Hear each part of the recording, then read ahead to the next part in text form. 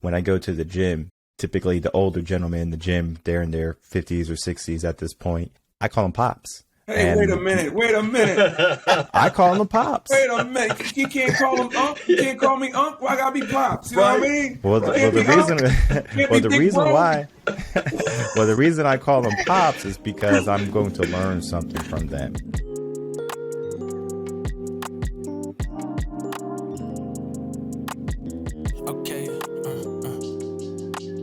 Picture a youngin' that used to live for the summer, skip meals to go run amongst all his peers. Now fast forward up a few years, that giddy little kitty growed up and all of a sudden had to pay bills. My current dichotomy grown from pure curiosity. Guess I didn't. Welcome everyone to Coaching in Session. This is going to be our second episode of the group edition, and today we're going to be bringing on a men panel. So our first group was all ladies, and now we're going to be bringing it in with the men. So we're going to be having a great episode today, so you're going to want to stay tuned to that. So let's bring into that group right now.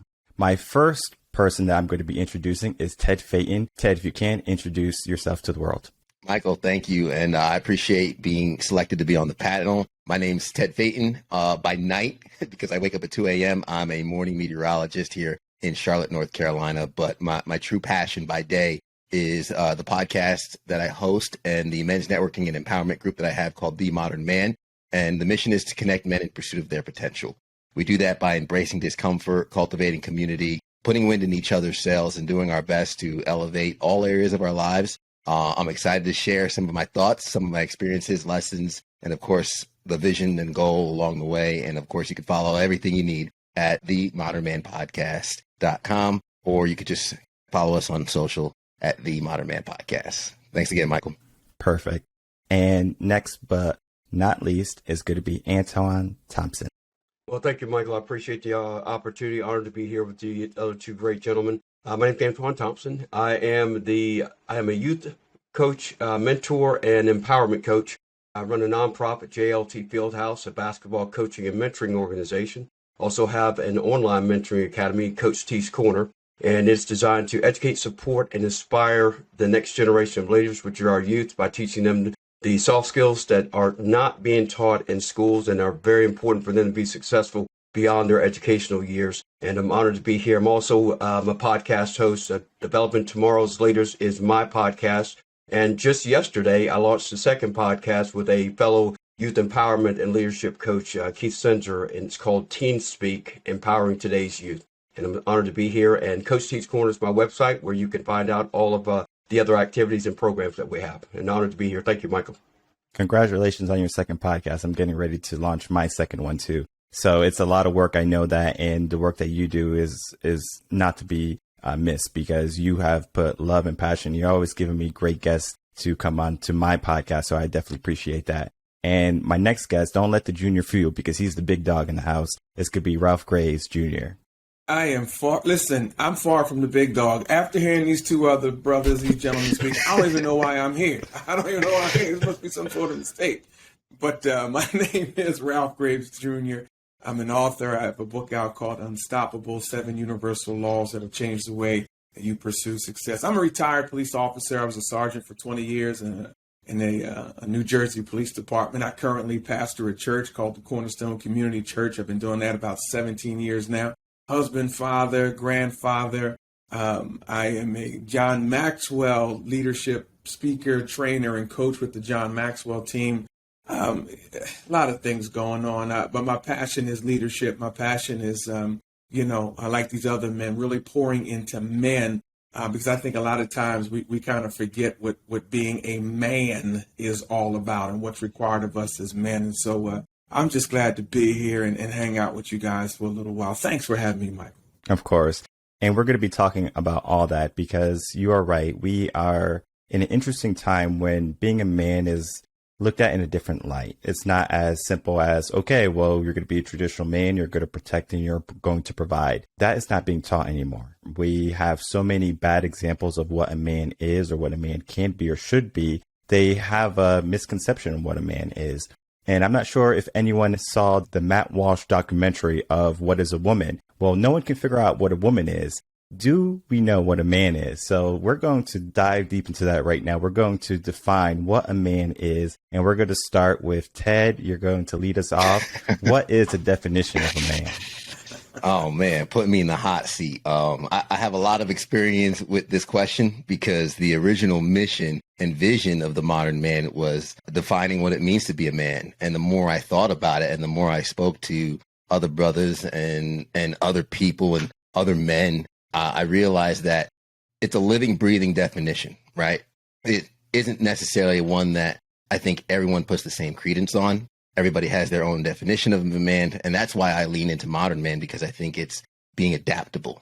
Being a man is being able to hold down the fort when necessary, understanding when strength might be needed, when grace might be needed. Also learning to tap into your emotions and how to express those in certain times. I haven't said anything about anatomy here because I've found that when you just focus on the anatomy of it, there's still so many things about a man that's missing. There's so many things about what we would expect of a man that goes beyond just the anatomy and the sperm donation of having a child, right? I think being a man is something that's very much intrinsic, something that we become. I think men are created, not born. And it's definitely a journey that I'm currently on, trying to find the definition of. So for me, it's something that's molding, something that's growing and continuing to mature, as I'm sure Antoine and Ralph can both probably attest to as well. Yeah, I was going to say, first, before we really go, Ted, I just wanted to mention you and I are about 40 miles from each other, so we definitely have to connect, have lunch or something. Come to Salisbury, North Carolina. Excellent. Yeah, I'd love to. Yes, sir. So for me, when I think about what a man is, I think about my age and when I was raised and what I was taught when I was raised. I was born in 1964. You know, the world's a lot different than it is now. And then when I look at what I do now, I'm trying to develop the next generation of men. So obviously, my interpretation of a man has changed over the years, understanding what was important then versus what's important now. And I think Ted made a great point that it's ever evolving. And for me as a leader, that's what happened for me, because growing up, it was all about being a provider, being a protector. That's the way I was taught growing up. And now at 58 years old, I see myself going back and being a kid, trying to teach kids what a man is supposed to be today, which to your point, Michael, you mentioned is a lot different than it was before. And Ralph, I'd love to hear your take on that. You know, when I left the house today, I told my wife we'll be talking about it. I said, honey, I said, pray that I don't get in trouble out the box. She said, think about it before you speak. I was born in, you said 64, I was born in 68. First of all, so we're all in the same, I know Ted's much younger than Antoine and myself. First of all, if you ask me what is a man, well, I think the first requirement of being a man is, first of all, my definition is you have to be a male first. Now, every male doesn't become a man, but every man must be a male. And so first thing is a male first. Secondly, I was born to a man, raised by a man, protector, leader, responsibility, owns his responsibility. Real leadership, you own your own stuff. You're a provider at times, a protector at times. You know how to love. You're gentle at times. You know what love is. You take the time to become a communicator with those in your care and even outside of your care. And I think that term manhood comes with great responsibility, and not every male is a man. But again, I believe every man must first begin as a male, and you will grow. And like Brother Ted said down there, you grow into it. You learn what it is. You have to apply these principles. You have to have values and guidelines. And, that's, to me, that's what authentic manhood is. And started out off the bat, I told you guys I'm a believer. I pastor a church. I believe that there's something to being an authentic Christian man as well. Even in, America, Black America, white America, whatever you want to call it. But to me, that's what a man is. That's what a man is. Well, if I can interject here, I just wanted to add, Ralph, because you mentioned something and it popped in my head. I was also raised by a United States Marine. Yes, sir. I served 30 years in the Marine Yes, Corps. sir. Served 2 tours of Vietnam. So you can understand what morals and values were instilled in my brothers and I from the jump street. So you talk about protector, That's right. responsibility, discipline. Yeah. You know, that's the part of manhood that I still try to pass forward. Yeah. The discipline, the responsibility, accountability. Yeah. That's really important. You see that flag behind me? That was my daddy. So I'm a military kid too. You see that flag There you behind go. me? So when you're raised, and back when the wholeness of the family was together, when you're raised like that, you come up with different values and understand what your roles are, and this is what I try to pour into some young men who may not have had the opportunities, Antoine, of being raised by a strong, not toxic, but a strong man. Right. In the home. You say that now, it's all of a sudden it's toxic. No, not because, every time I fell down, my dad ain't picked me up. He said, boy, you got to get up, but now that's toxic now. But that's the way I raised myself. I'm going to get real personal here because I have experience with that too. I just had my son 2022 in June. So Congratulations. first kid, Congratulations. thank you. And I am very aware of all the difficulties he has to go through in his life. A lot of kids are being babied today. I was a teacher and I saw that firsthand. Moms would just take their kids and say, okay, I'm going to fight for my son or my daughter, whoever. And that child learns, well, mom is going to fight for me, right? So they don't have to learn how to fight. They don't have to learn how to stand up. They don't have to learn morals or values or beliefs. They just follow blindly. And that is something that's going to be a detriment to most men, because if they don't know how to, reach into their power, they're going to be pushed and pulled in any which way the world is going to vie for them. And so what I do with a lot of young men, and then even men who are in high school and going off into college, I tell them to be critical thinkers. I tell them to challenge the status quo, because there's going to be a lot of people who tell you that you can't do something in your life. And if you have always had mom or dad fight for you, guess what? They're going to be pushed and pulled because they're going to be waiting for someone to come save them. And not every day someone's going to come save them. So they have to learn how to fight. And it's not so much physically fighting, right? Oh, if someone talks bad about me, I'm going to punch them in the face. We don't have to go that low. Right. We can know when to act. We can know when to react. It's a great saying. A warrior knows when to act, but a fool always knows to react. So do we react or do we act? And I think most men, they are very reactive nowadays. So they're very foolish. They have that foolish mentality where they would rather defend something that they don't even understand. Oh, I'm a man. This is my pride. This is my ego. And that kind of pushes them along. And they finally get to a point where it's now toxic masculinity, because they're doing what they think is right. But in reality, the values are kind of skewed. Antoine, what's your take on that? No, I think you're 100% right. I started smiling because currently I coach 7th and 8th grade boys, and have been doing it for 11 years, for 10 years. And what you just described is what I see actually growing every year. And it's a lack of responsibility, accountability. I made mention right before we came on camera, and I'll mention again, I've played 6 games, practiced for 3 weeks for that. I've had only 2 practices where all the players have been there. So where's the accountability? Where's the responsibility? So how can you achieve success when you're not committed to being consistently there and being present? And then the other part, you talking about, with your son, and going through so much, and Ralph can attest to this, as you say, you have behind you a flag straight across from me. I have one of my dad's uniforms in a frame across from me.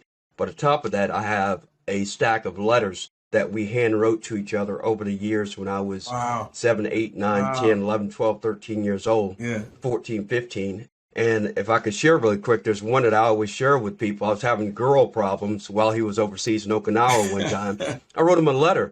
Saying, hey, this is what I got going on. And the advice he gave me, it wasn't, like, oh, you this, that, everything. He just asked me questions. He said, hey, what do you think? Just because you got a car and a job, girls just going to come flocking? They want you to show them respect and so on and so forth. But I share that with you, talk to you about the kind of man that raised me. And I think it kind of goes back to your point. But, Ted, we've kind of held you in quiet here for a while, so we'd love for you to chime in Don't want you to fall asleep on us.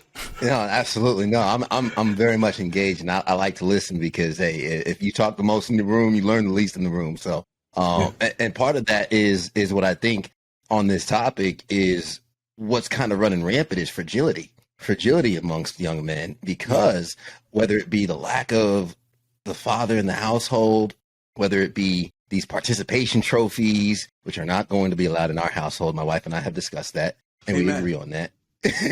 but the fragility, and Antoine and Ralph, you both have mentioned the relationship with your father, and I do think that an authority figure at a young age is very, very important to the development of a man.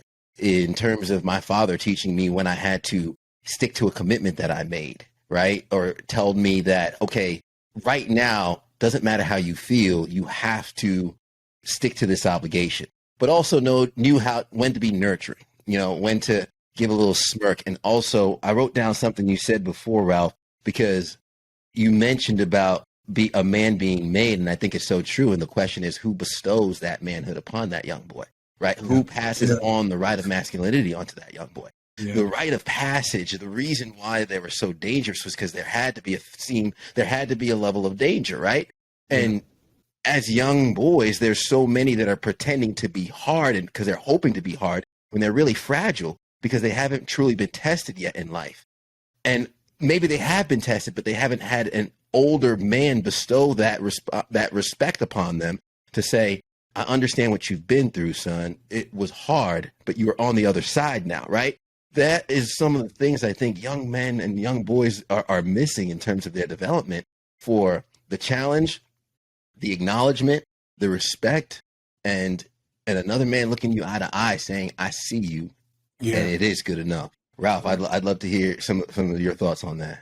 Man, I think you're right on, and it's a maturing process.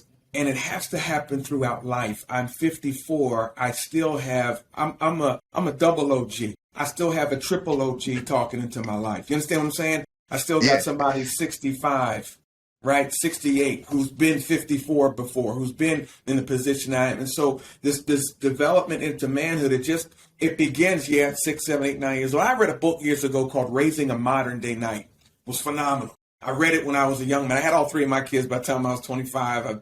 Me and my wife were high school sweethearts, got married early.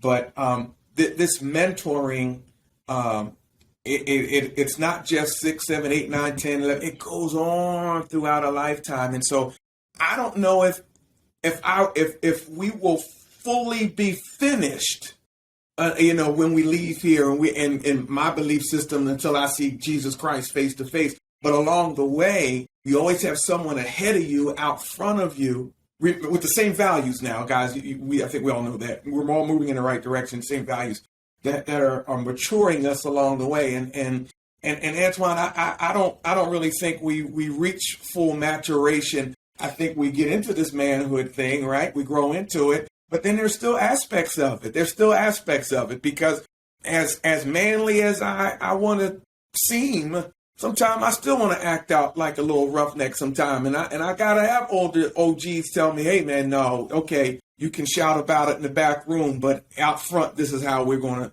react to. So I think, Ted, man, it's ongoing, this manhood thing and what a real man is. I think it's ongoing. I don't think it ever stops. This is, it's kind of crazy that this whole conversation is going, because as you mentioned, you started, Ted, and you passed on to Ralph. There's something that popped in I didn't share, and I think this really ties into this conversation. So I mentioned my father being a 30-year Marine, retired, he enlisted in 1960, retired in 1990, passed away in 1996 from leukemia from Agent Orange exposure. But he was not my biological father. He adopted my older brother and I when I was about 3 years old.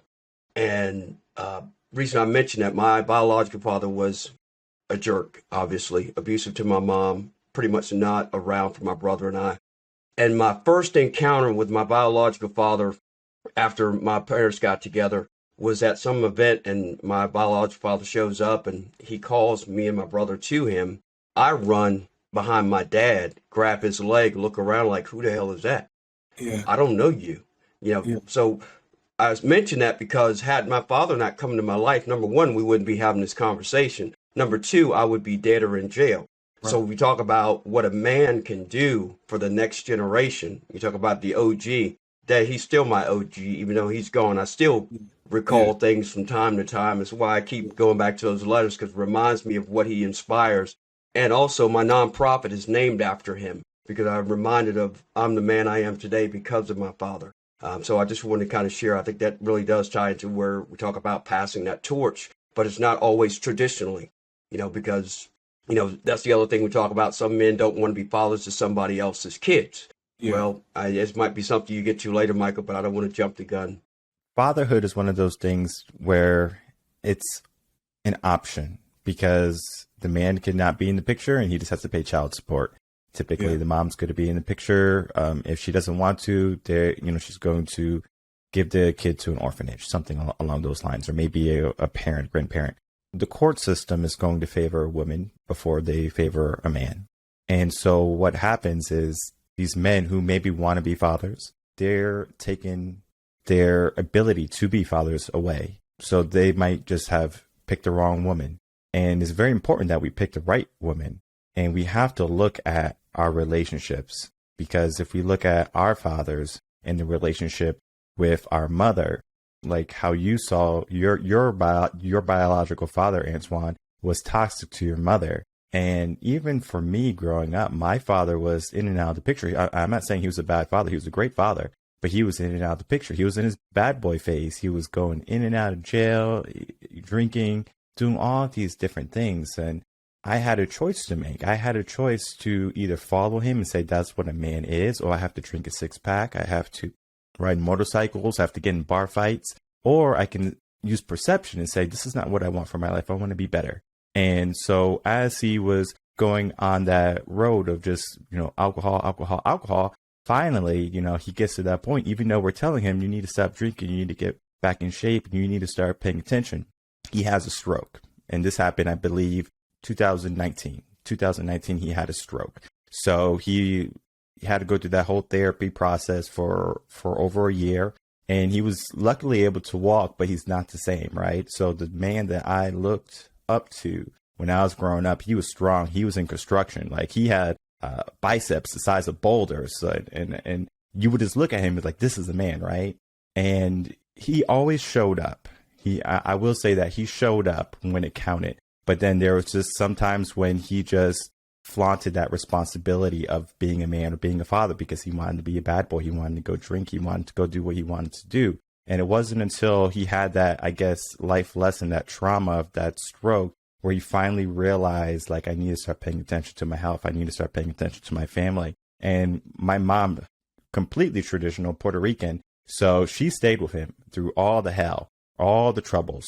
And I'm grateful for that, too, because it showed me that you can find a woman who's going to stay with you even in your weakest moments. And even in my marriage, I mean, I'm still early on in my marriage, only 3 years in, where it's sometimes I question myself, like, can I make it? Can I make it all the way to, until the end of life, into, in the 50s and 60s and still be married to the same woman? And even though she gave me the most amazing gift of all of my son, it's still something that I have to combat, because I can go down that road of saying, well, she's not the same anymore because she packed on a few pounds after the baby. Or I might just see that, or we're not vibing anymore, right? So it's a whole bunch, but I'm fortunate enough that I had 3 generations of parents and grandparents who stayed married and had that traditional value. And today we have that modern type of mindset where if it's broke, don't bother fixing it. So many people don't even bother fixing it. So they just kind of push on to the next. So, okay, well, I have 3 baby mamas. Well, why don't you focus on 1 baby mama? Or why do you even get to that point where you have 3 baby mamas, right?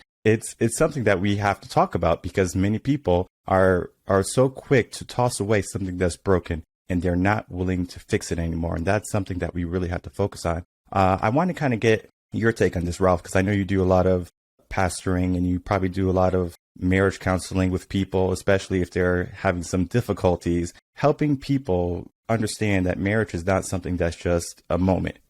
No, man, marriage is not. Let me answer the question first. And I was going to, you said you ask yourself, can I make it? And I think the brothers here that are married are going to tell you, yes, you can. you can make it. You better make it, because ain't nothing in the streets. I'm just telling you that right now. I'm going to be honest with you about that. You ain't nothing out there, brother. You better make it.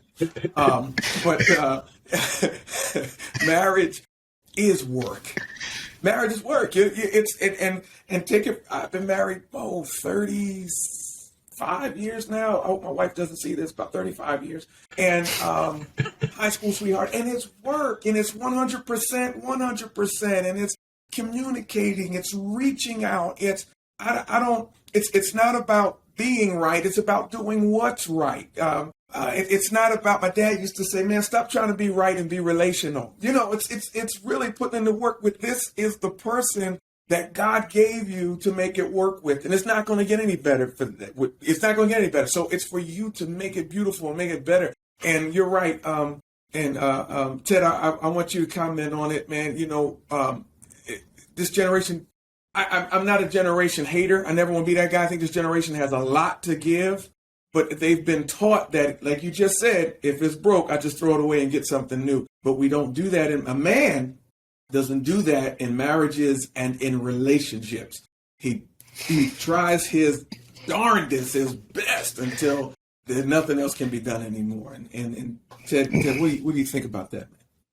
Man, Ralph, I love that it's coming this way, because you guys have just been putting out so many good things that I'd love to comment on, because when it comes to modern man, you're right in terms of the development of man, but it's an oxymoronic title, because manhood in itself is foundational.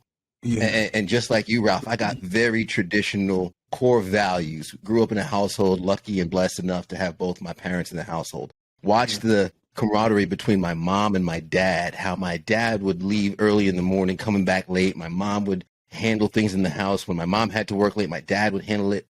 So the thought process is, being the person, I've only been married a year and a half, but the mentorship I've received from my parents, the mentorship I received from my pastor, the mentorship I received from the men I look up to, is the weight of commitment.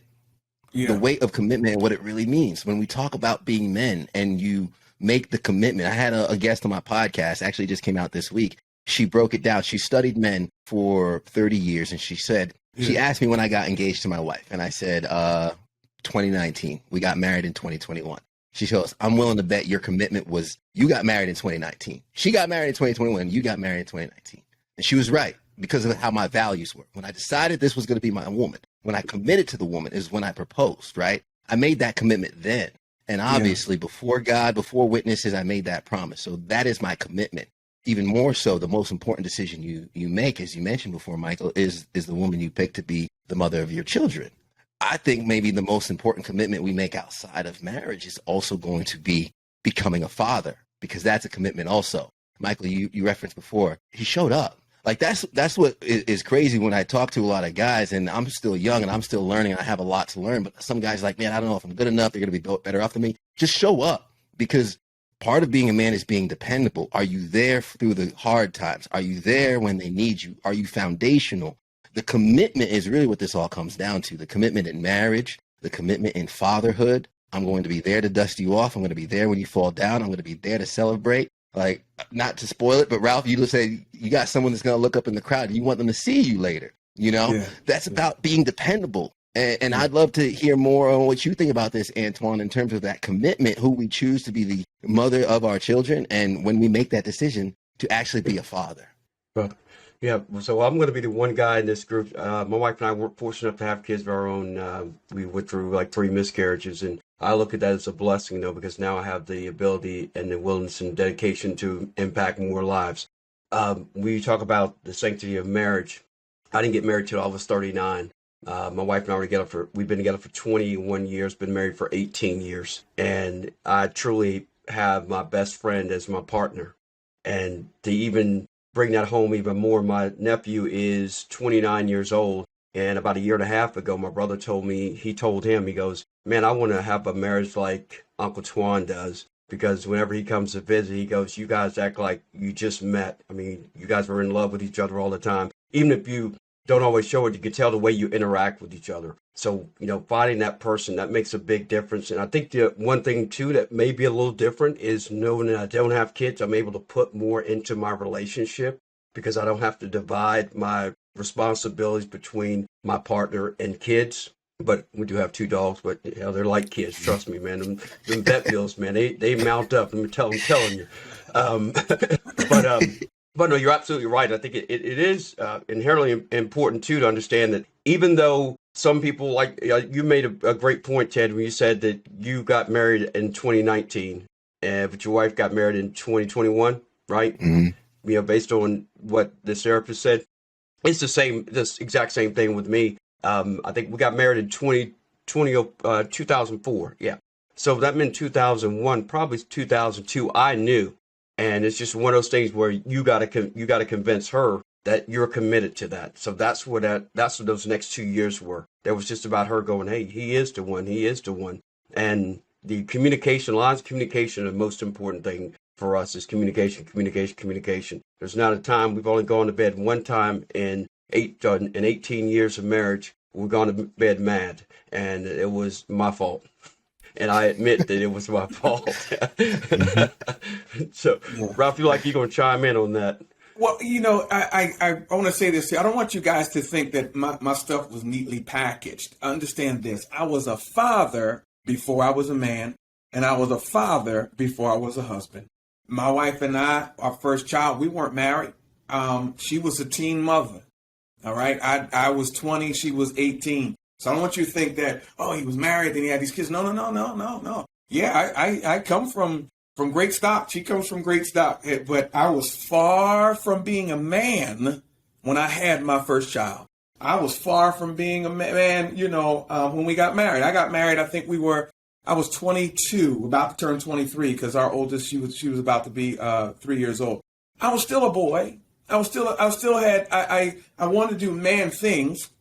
Yes, I chose her. We're going to make this thing work. Very wise mother. My mom said the greatest thing you could do for your child is to love their mother.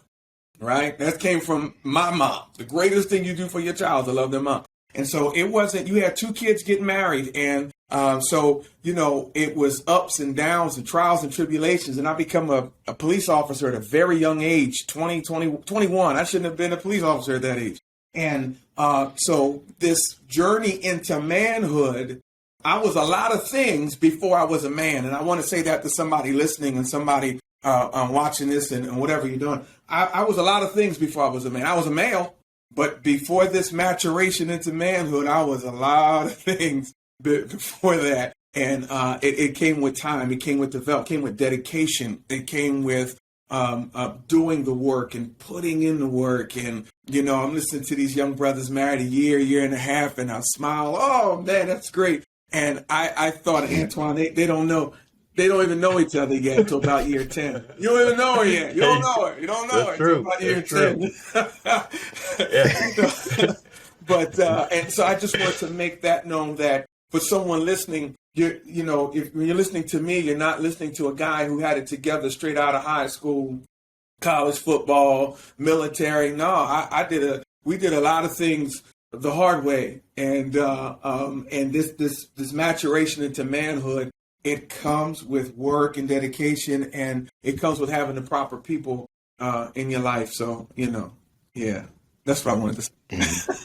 And not to make light of what you said, Antoine, I know you didn't have any children, but you have all these players that you have coached over the years. Yeah. And I'm sure many of those young boys that you were coaching look up to you as a father figure. So they're looking up to you and like, all right, this is what Coach T is doing. And I'm going to emulate that. When I go to the gym, typically the older gentlemen in the gym, they're in their 50s or 60s at this point. I call them pops. Hey, wait a minute.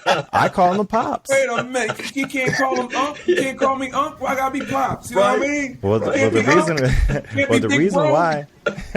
The reason I call them pops is because I'm going to learn something from them. Yeah. Because I see the dedication, right? The commitment to being in the gym at that age. And they're continually upkeeping themselves when most people, they get married, they start, packing on a few pounds, and then they fall off. And that's just because of circumstance or that's what they think, or they don't have time.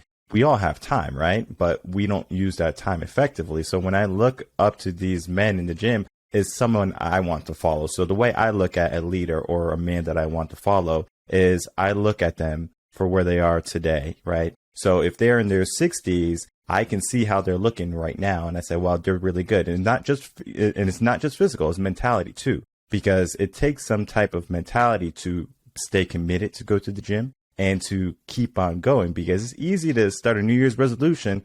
Oh, I'm going to start going to the gym, and you start going to the gym 3 months and you stop, right? That type of commitment. And that commitment stems from everywhere else, right? Relationships, businesses, physical fitness, right? Yeah. That commitment is so important. So I learned from that, because again, just talking about what we were talking about before, it's easy to stop. It's easy to give up, but it's more difficult to keep on pushing, especially if things are uncertain. Yeah. Well, let me listen, let you I'm know just going to chime. I just want to chime in here. Just want to let Michael know that Ralph and I are unks right now. We're not pops yet. Just I'm just speaking for us. I'm just speaking for us. And let me let you know a secret why Unc shows up at the gym so early. Antoine, I'm going to tell him. The reason why we go early is because we go to bed 8:30 at night, bro. That's why we can sleep at 8:30, 8:45. That's why we go early. I don't want you to put too much stock in it. But that's why Right. You got that. Hey, look, listen. So I just shared this with somebody yesterday. You guys appreciate this. So I have an open gym, invitational open gym, 7th through 12th grade boys and girls. And on some weeks we have odd numbers of kids in the gym. And they'll say, "Hey, Coach T, you going to play?" And I'll say, "Yeah, I'll play." And before I can play, they got to check me out. They say, "You got your knee sleeves on?" I'm like, "Yeah." You got your back brace on? I'm like, "Yeah." All right, you can play. If I don't have those on, they will not let me play. So that's them looking out for him, which I appreciate it. Plus, they're also looking out for him because I told them, if I ever play and my wife finds out, I better not be sore, because she'll know, because she can tell by the way I move. So going back to Ralph, after 10 years, 18 years, she knows the way you move. It's 2 steps, man. If it's off, she knows. And she goes, "You played today, didn't you?" I'm like, "Yeah, I played." I want to go ahead, Ralph. Go ahead, Ralph. I just want to encourage you guys to learn your wives. This is what a man does. I know we're not going on to a couples thing, but learn your lady. Learn your lady, because like Antoine said, she is learning you. Learn your lady, and this is how you develop long-lasting love. Yeah, that's what a man does. That's what a man does. Yeah. Amen. And I'm writing that down and taking notes, because what I was just going to allude to in terms of Antoine and Ralph, or the unks right now on the panel, is something you mentioned, Michael, was the mentorship, right? And that's something I talk a lot about with Modern Man. Like you alluded to it, Ralph, and I really appreciate the vulnerability there and the transparency and the fact that no man is a perfect man. No. Right?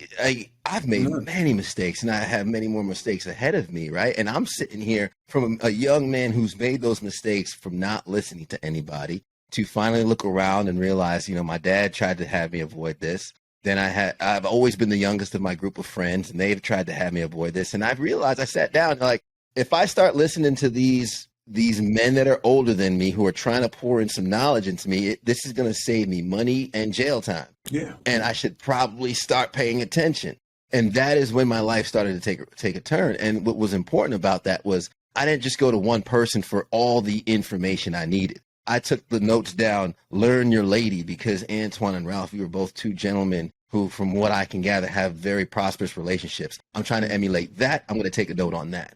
Right. Yeah. But if you guys say, "Hey, I got a business idea," no disrespect, I don't know what your businesses look like. Right. So I encourage a lot of guys to take heed of where you're getting your advice from. Yeah. Where are you getting that advice from? Because your buddy I can call my buddy when me and my wife get into an argument. "Oh man, she's just tripping. Don't worry about that."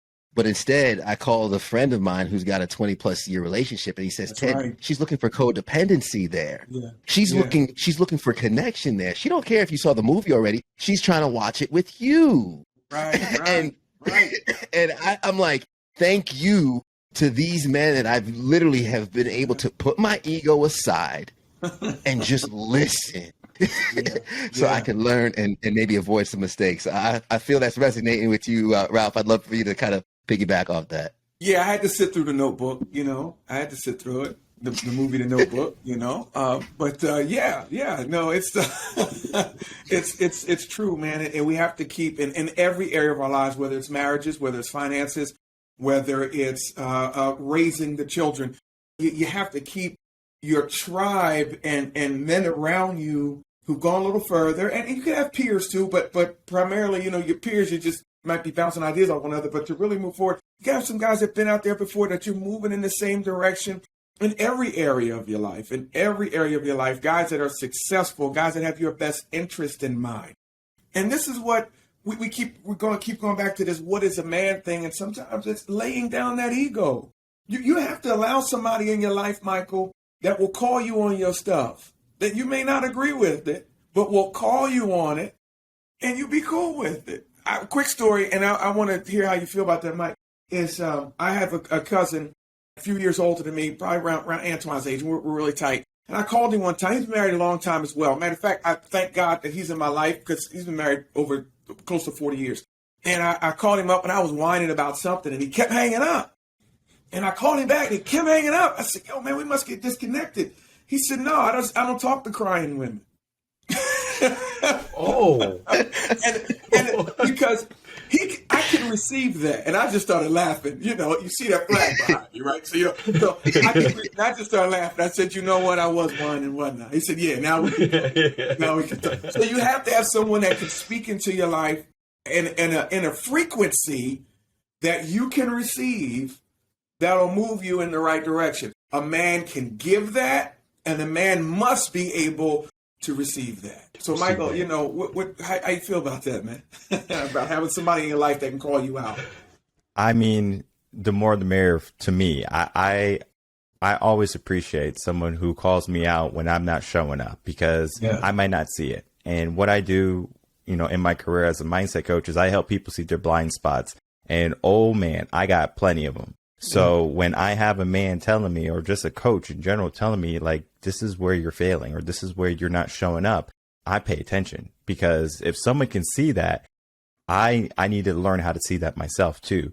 And it's easy for the ego to get hurt or bruised.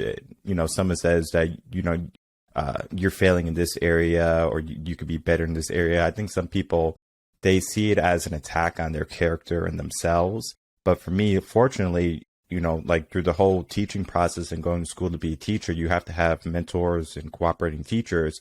So every single day, the teacher would give me, at the end of the day, things I needed to work on. And I remember one day, it was after one of my evaluations, and it was not good. It was a bad evaluation. So like the professor was like, if you don't fix it, you're not going to pass, right? It was that. So the cooperating teacher I was working with, he brought me into the room. He says, you have to fix this. And it was like that whole night, I was just like miserable. I was just like down in the dumps, depressed, basically. And I was like, what can I do? What can I do? What can I do? Right. And then I was like, I just have to dig deeper. And he was there to support me, but he was able to call me out and say, this is what you need help on, and this is where you need to work. And from there, I was able to do exactly what he said. He was able to see my blind spots and to see where I needed improvements. And by the time that professor came back for my next evaluation, she didn't even recognize who I was. She says, he's totally different. It was because I followed the mentorship of another man who saw where I can make improvements. And I think sometimes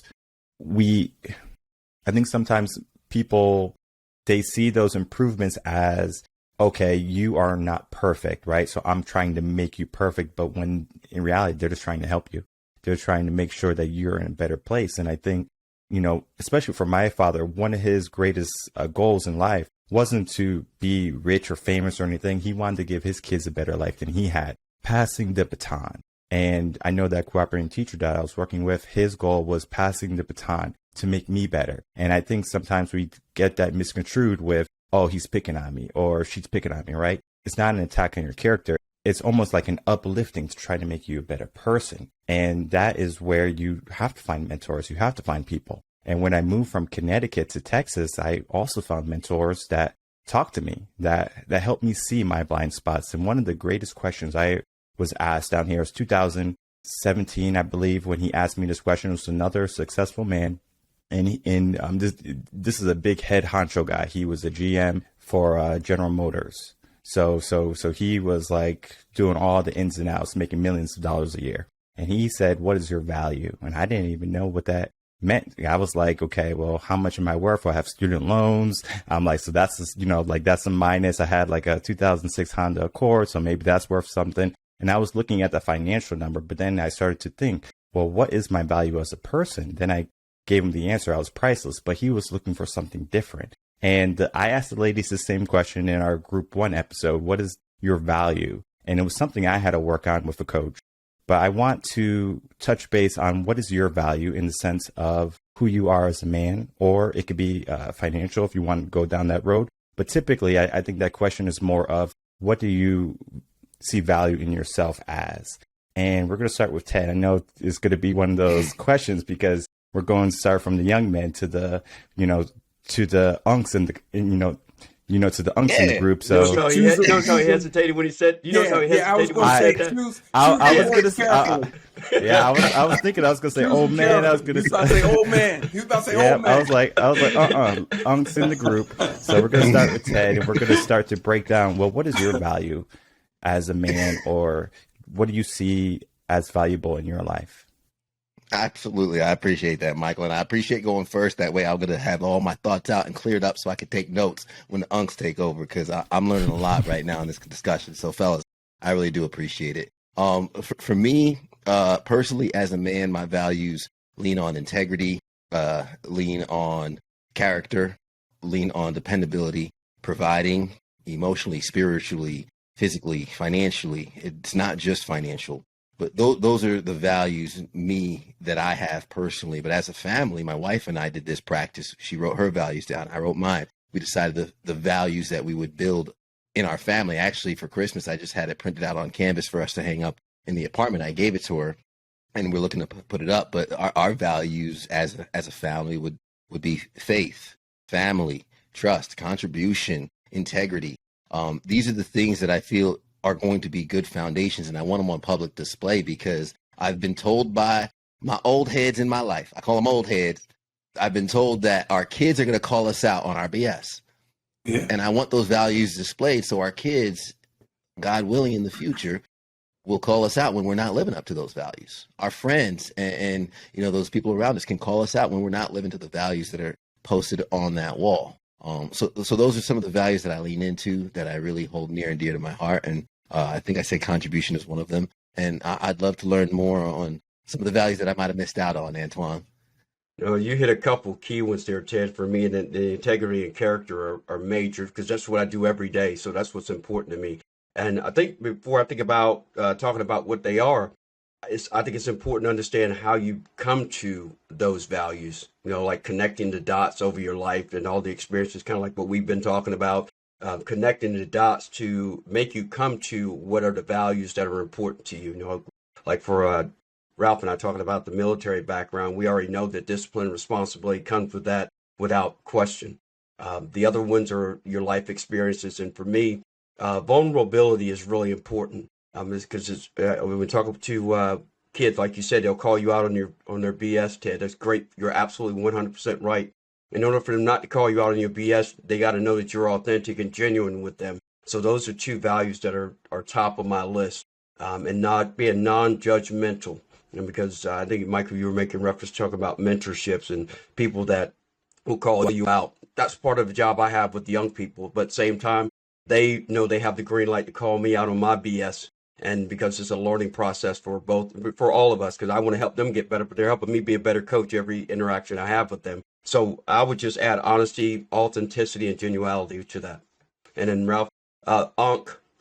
Oh, I'm going to call you bruh. Because you and I are brothers, man. I'm going to call you bro. You call me little bro. Little bro. Hey, I got this. Hey, I'm Big Tasty, you little yum yum. No, we won't do that.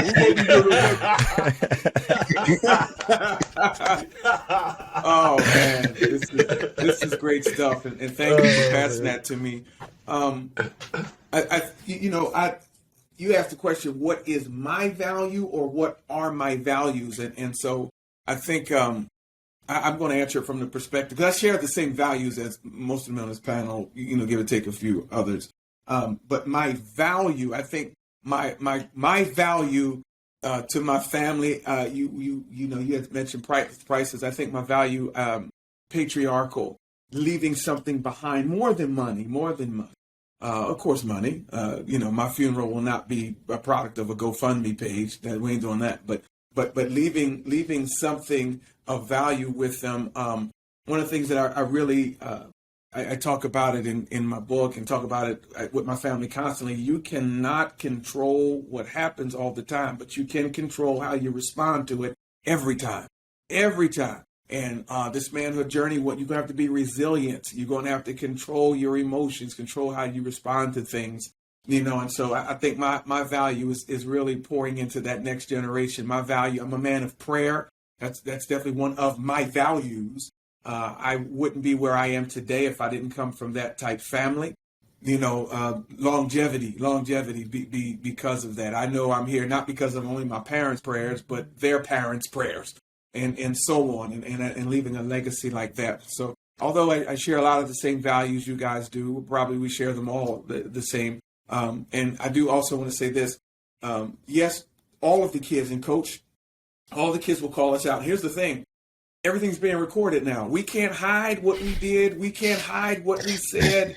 I think one of the saddest things that occur, and I'm a PK. I'm a pastor's kid, a preacher's kid. And one of the saddest things that can occur, and I say it to my kids all the time, all three of I call them kids, they're adults. They're adults. All of them are adults, 30 plus, are involved in ministry. And I said it's a sad thing especially as a believer, when your kids don't even see it real enough in your life that they won't participate in what you're doing. My kids are here not because I'm their dad, but because they see how authentic my walk is. And that how authentic my walk is in every area of my life. And a man will make sure he's doing that.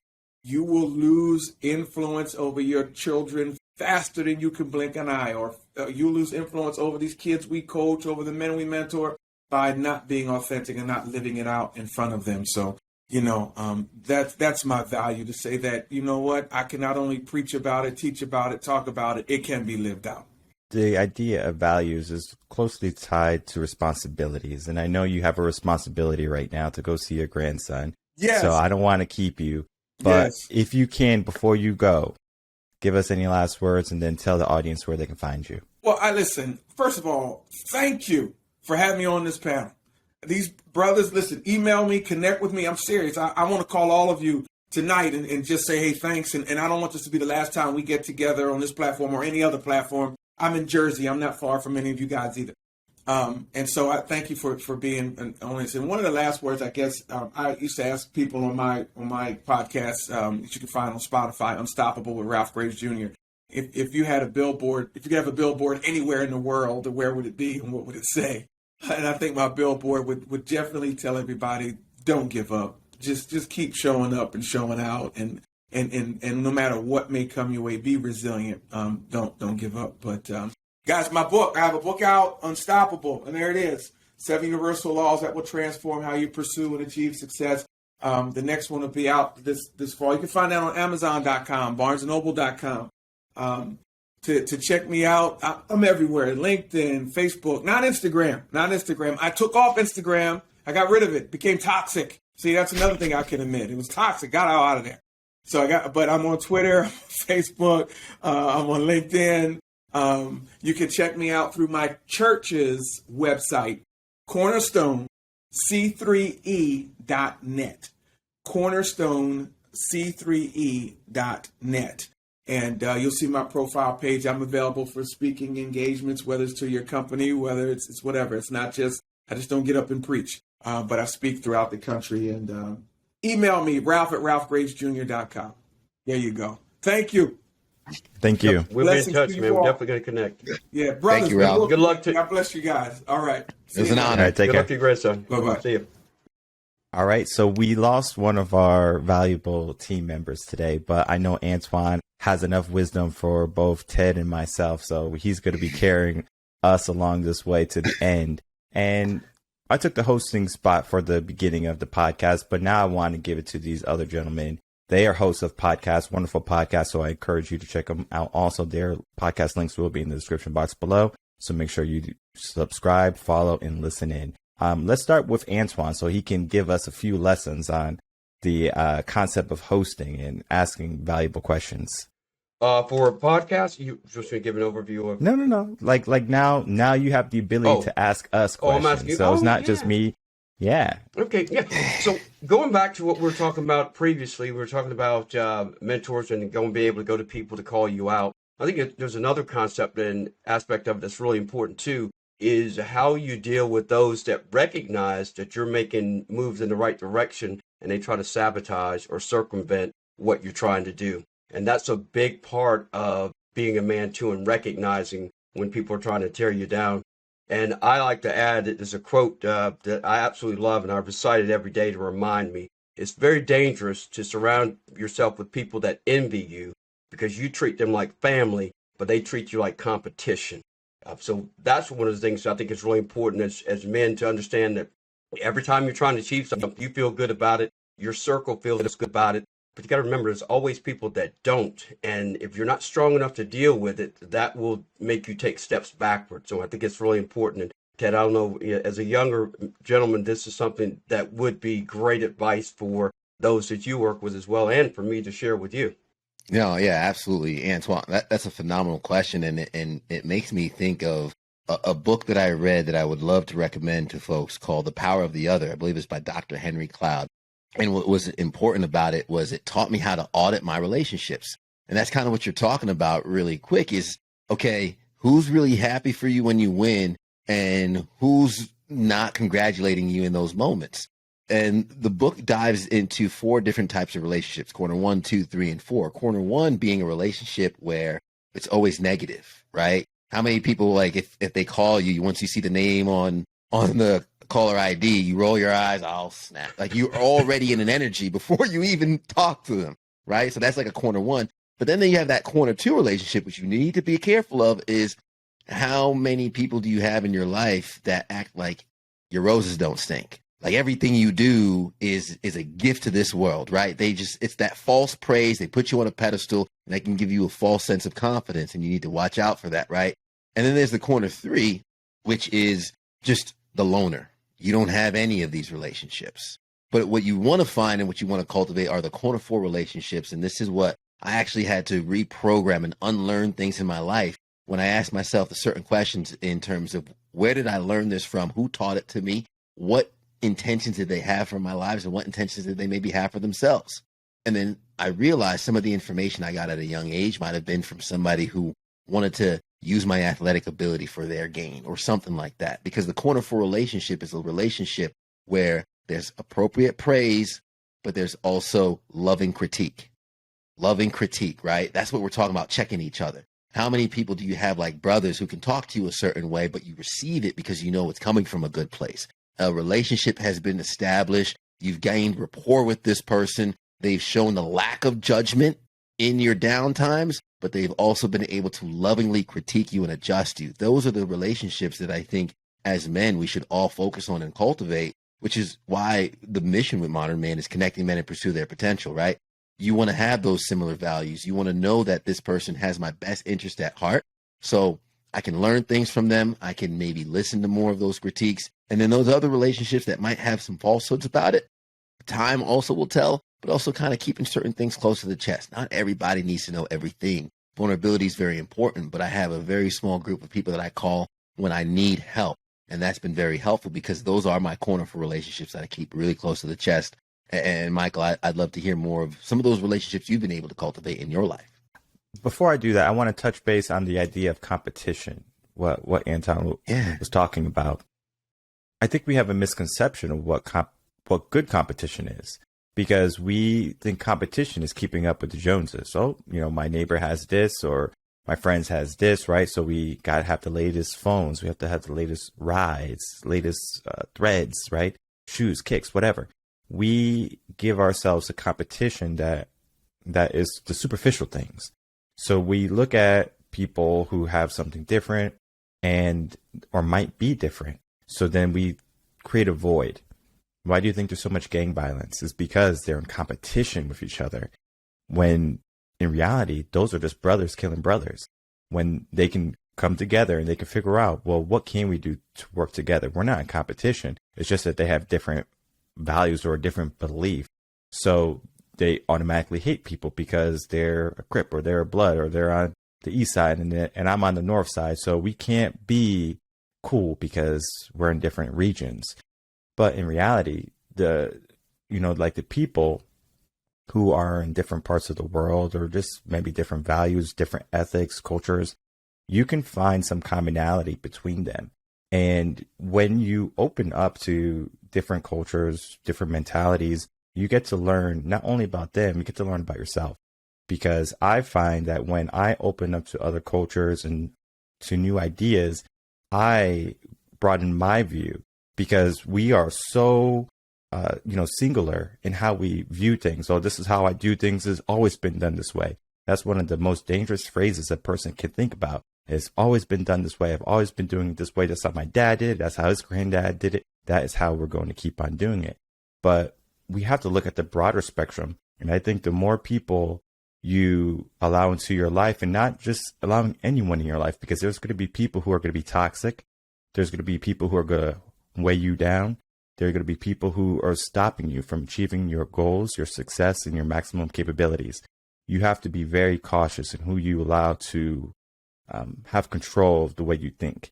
And if you find yourself empty after you're talking to someone or just dealing with someone, it's probably a sign saying maybe you should separate a little bit. And not that it has to be a long-term thing, just until that person realizes maybe I should make some changes. So for me, when I'm dealing with people in my life, I make sure that it's a mutual type of growth process. So just hanging out with you fellas today, I'm getting something out of this.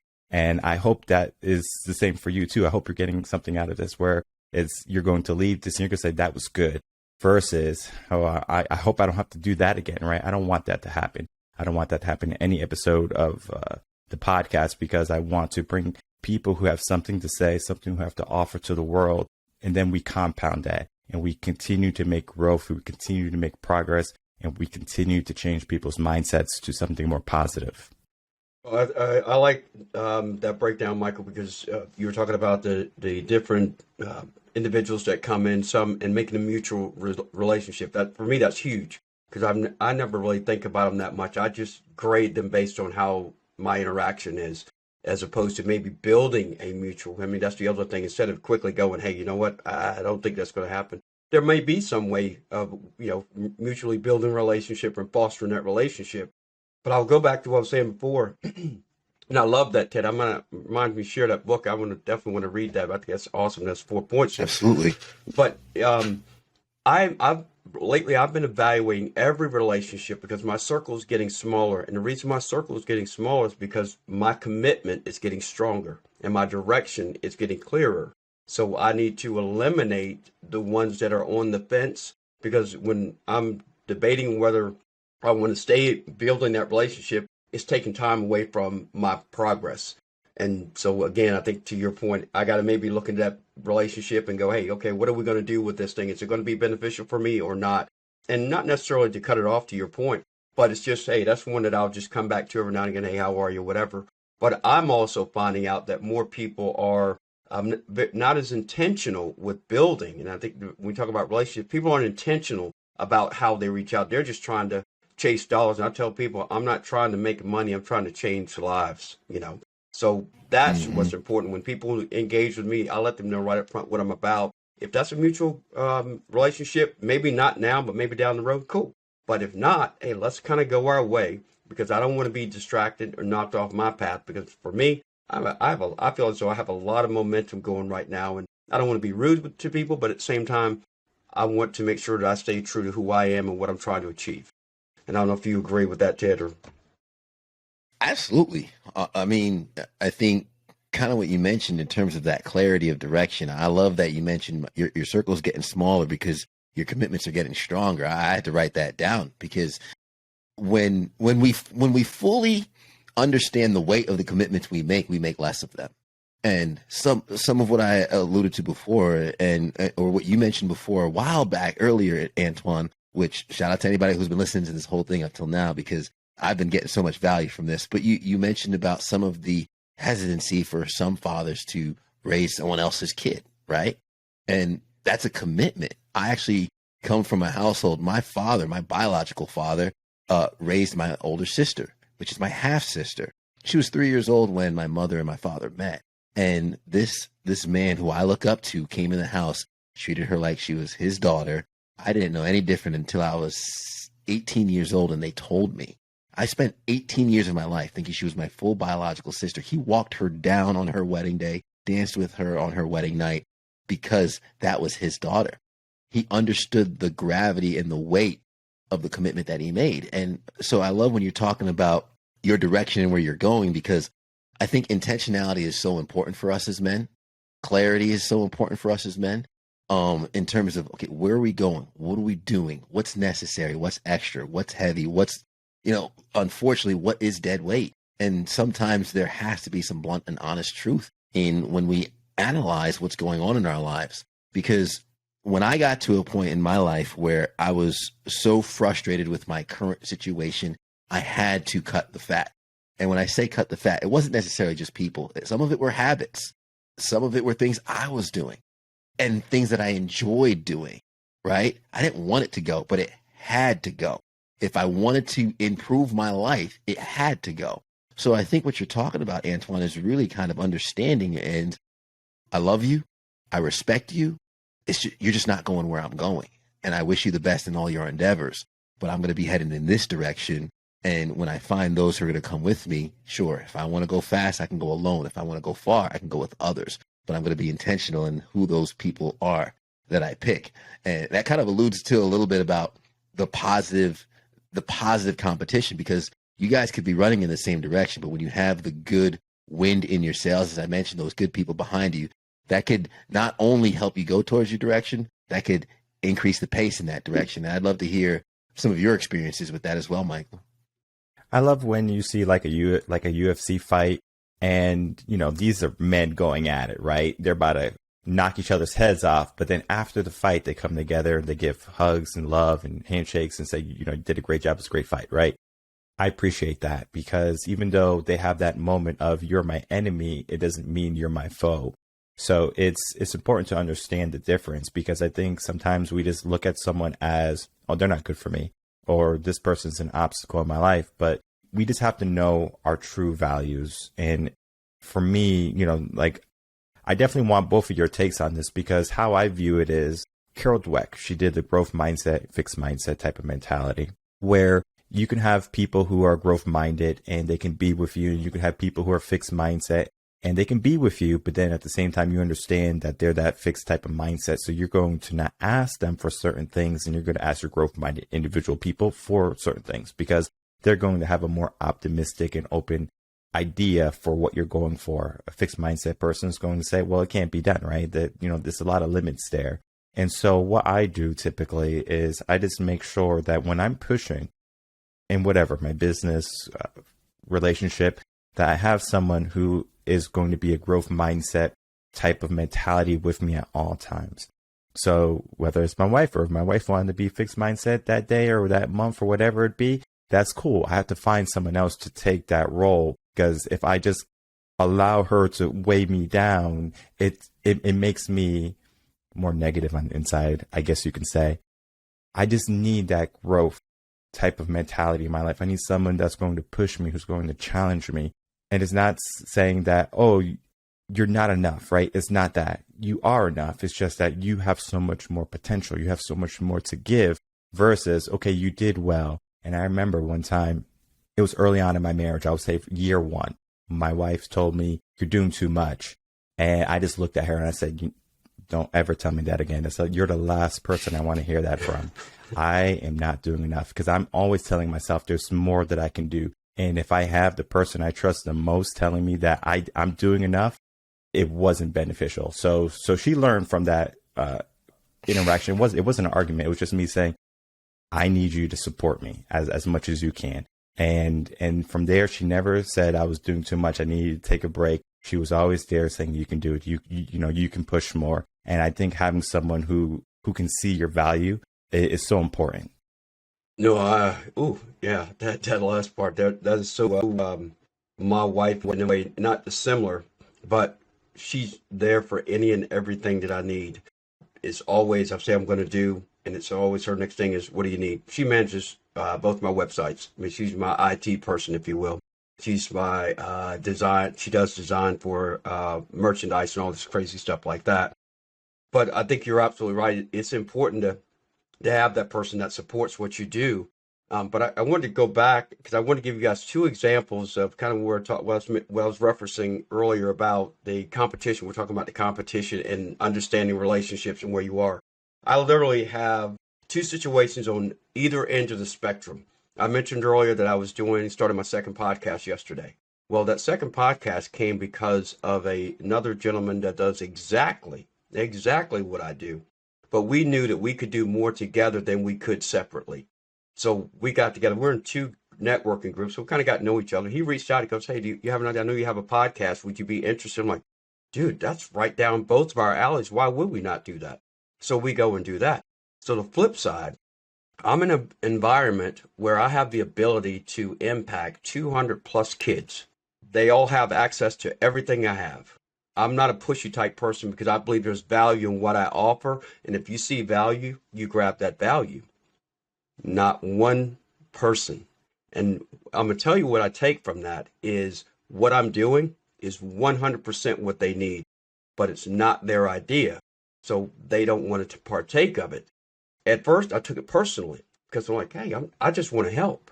But if you don't want my help, I'll just give it to somebody else that does. So now here I am partnering with a guy doing a podcast. I'm going to reach thousands, hopefully millions of people. So I look at that 200 opportunity as the opportunity to learn and say, hey, okay, that's no problem. I'll just refocus my attention, going back to what I was saying earlier, Ted, about being committed to my mission and being getting more clarity of where I'm going. That's what that told me. So those experiences, that's where my envy versus competition comes from, because that's envy. And I understand that because of experiences. And I just want to kind of calculate all that into one situation. But I always use that as my motivation, internal motivation, and my inspiration to do more. Because again, I'm not going to waste time. If you don't want it, I go where it's needed. And I think that's how we're going to progress, and how I'm going to grow as a coach, and how I'm going to reach more kids, and along with this other gentleman. If I may, the idea of like envy, people are always going to look at you, especially if you're doing something good in your life, if you're succeeding, if you're being ambitious, they're going to want to keep you down. They're going to want to say, you know what? We understand what you're doing, but we're not going to support it, because then at some level in their mind, or how they think, is that now you're superior to them. That's their mentality, right? He's progressing, he's advancing, and I'm staying stagnant. I'm staying exactly where I am. And I think for many people, it's a hard pill to swallow, because they're seeing themselves stay exactly where they were, exactly where they are, no changes. And they see you, going off, doing new ventures, doing new things, making an impact in the world. And they just look at their life and they see nothing. And for them, it's an eye-opening experience, but they want to keep their eyes closed because they don't want to pay attention to that. Yeah. Oh, no. You're 100% right, Michael. That's, but like I said, it's humbling to a degree, but at the same time, it's hurtful. I would be lying to you if I wasn't being honest. When you know that, you see these kids on a daily basis and they look forward to seeing you, and you have an opportunity to see them more and contribute more to their lives to make them better. But the powers that be don't want you to do that for whatever reason. And I would be remiss if I didn't say that ethnicity had something to do with that to some degree. Yeah. I think the mind is such an important place to focus on in terms of what we're talking about with competition, in terms of envy, and in terms of the collaboration. Like, I'm so excited for your podcast, Antoine, because what you're doing is you're building from a place of abundance, right? There was a number of mindsets that we mentioned: the growth mindset with Carol Dweck versus the static mindset. And Antoine, what you're also talking when it comes to envy and competition and now coming together is the scarcity mindset and the abundance mindset, right? And what's dangerous is when you have someone with a fixed mindset and a scarcity mindset. That's a dangerous one to have. And I've found a lot of people who have a growth mindset, but they still have that scarcity mindset, right? They think, okay, I can get better, but there's not enough out here for everybody.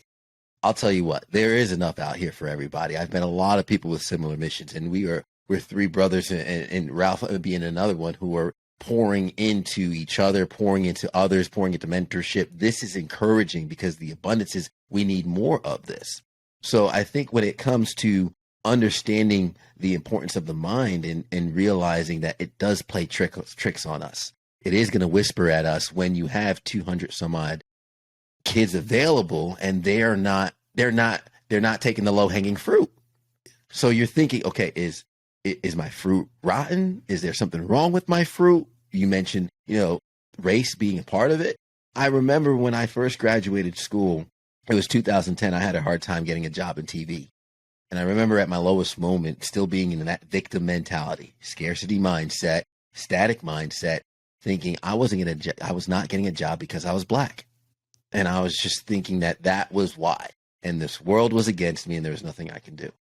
But when I took ownership of my life, right? Because if someone takes full ownership of their lives, there's no room for envy. There is no room for envy because everything is your responsibility, not your fault, your responsibility.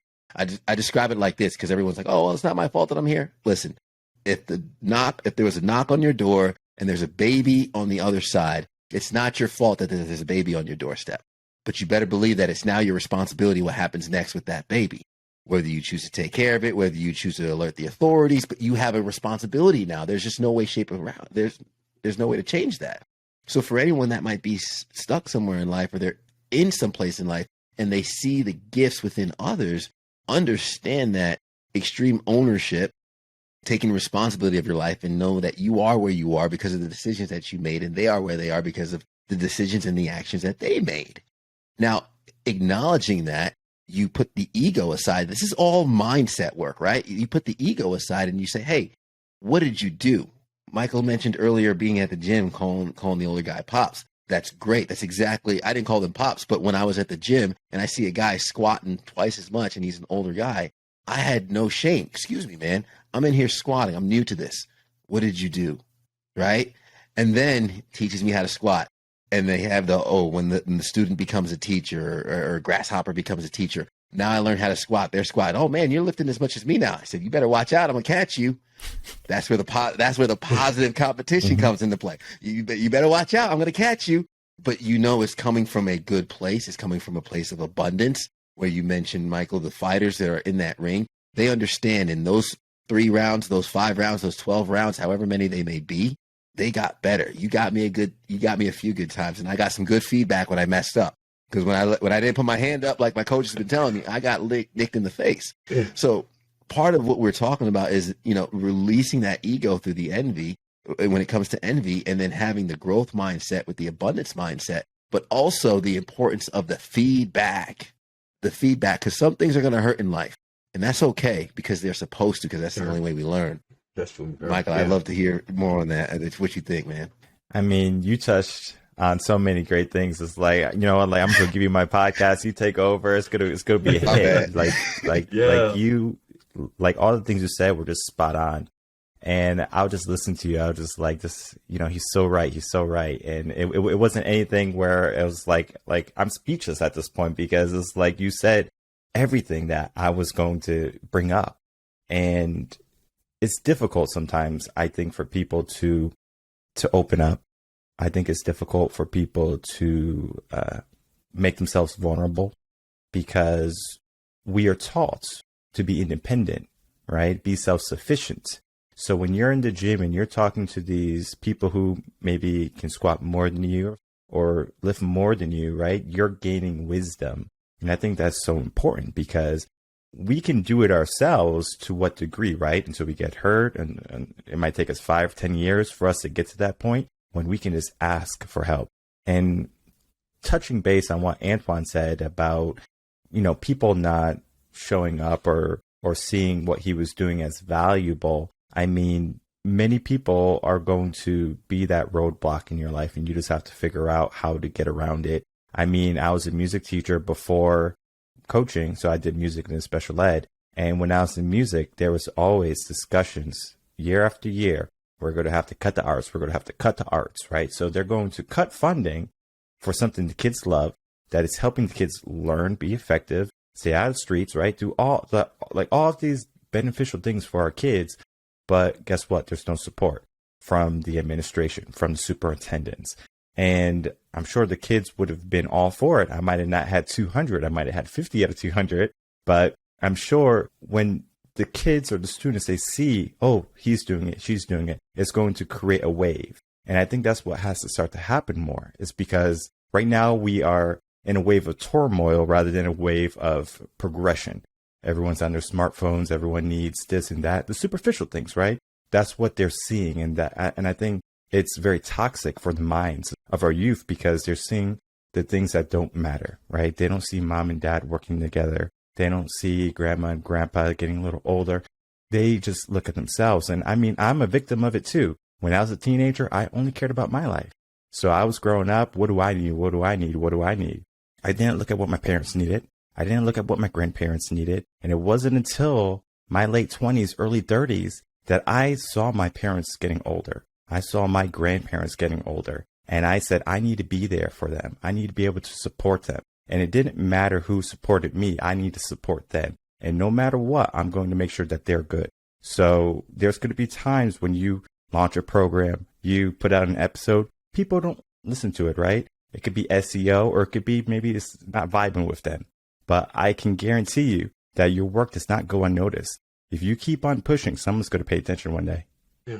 Well, I believe, to be honest with you, Michael and Ted, every week that I interact with kids, I'm reminded that my work matters. So I think my alluding to that was just on a larger scale, but every kid is a difference maker. Trust me, I give a quick example. I just got a text last night from a kid, plays at another high school, is a junior in high school, about 40 miles away, comes in for private lessons every week, drives every week for an hour lesson, sometimes hour and a half lesson. This kid is a phenomenal athlete, and he's about 6'1", can get to the rim, can shoot.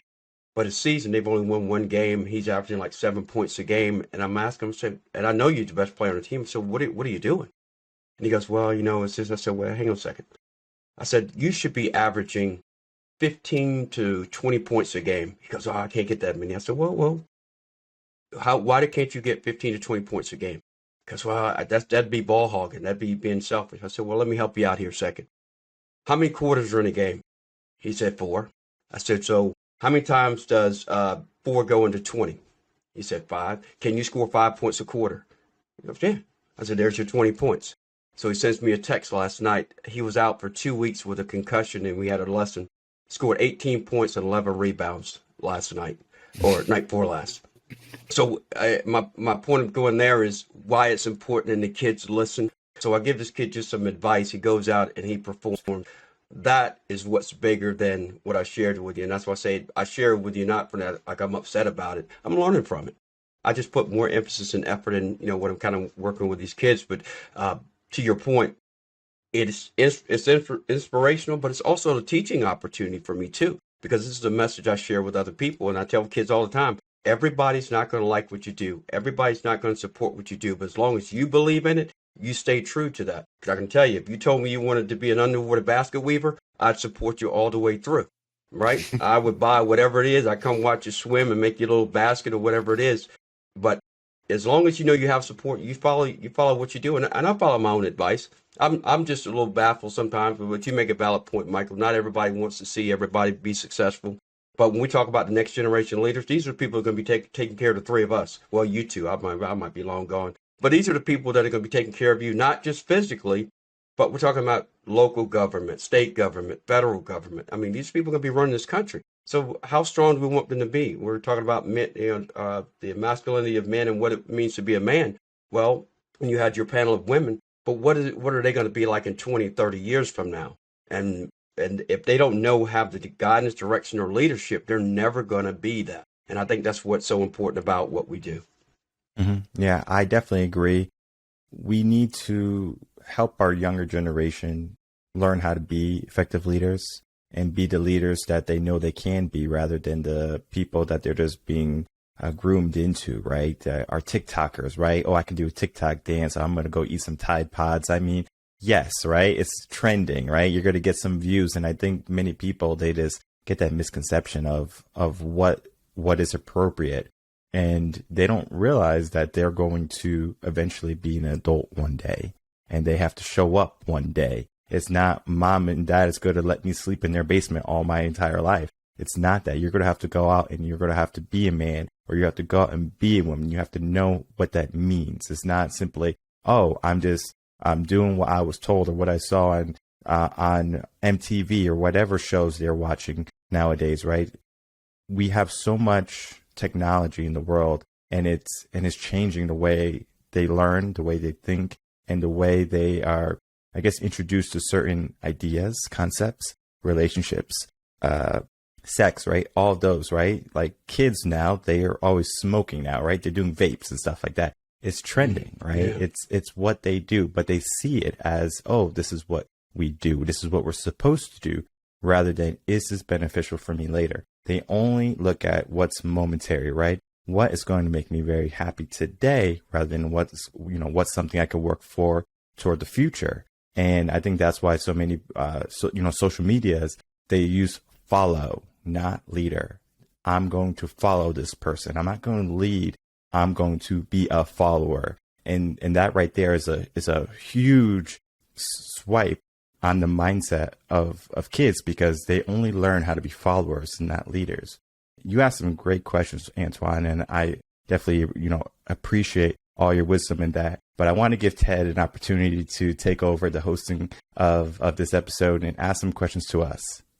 Michael, I appreciate that. And I think this is actually a perfect segue into some of the two topics I wrote down was priorities and people pleasing. And I think that's something that I don't know if we really touched on, but the priority aspect kind of goes well into what we were just touching on in terms of the development of these young boys and these young men in terms of, I think of what are the priorities at these different age groups, right? What are the priorities at 16 versus the priorities at 25?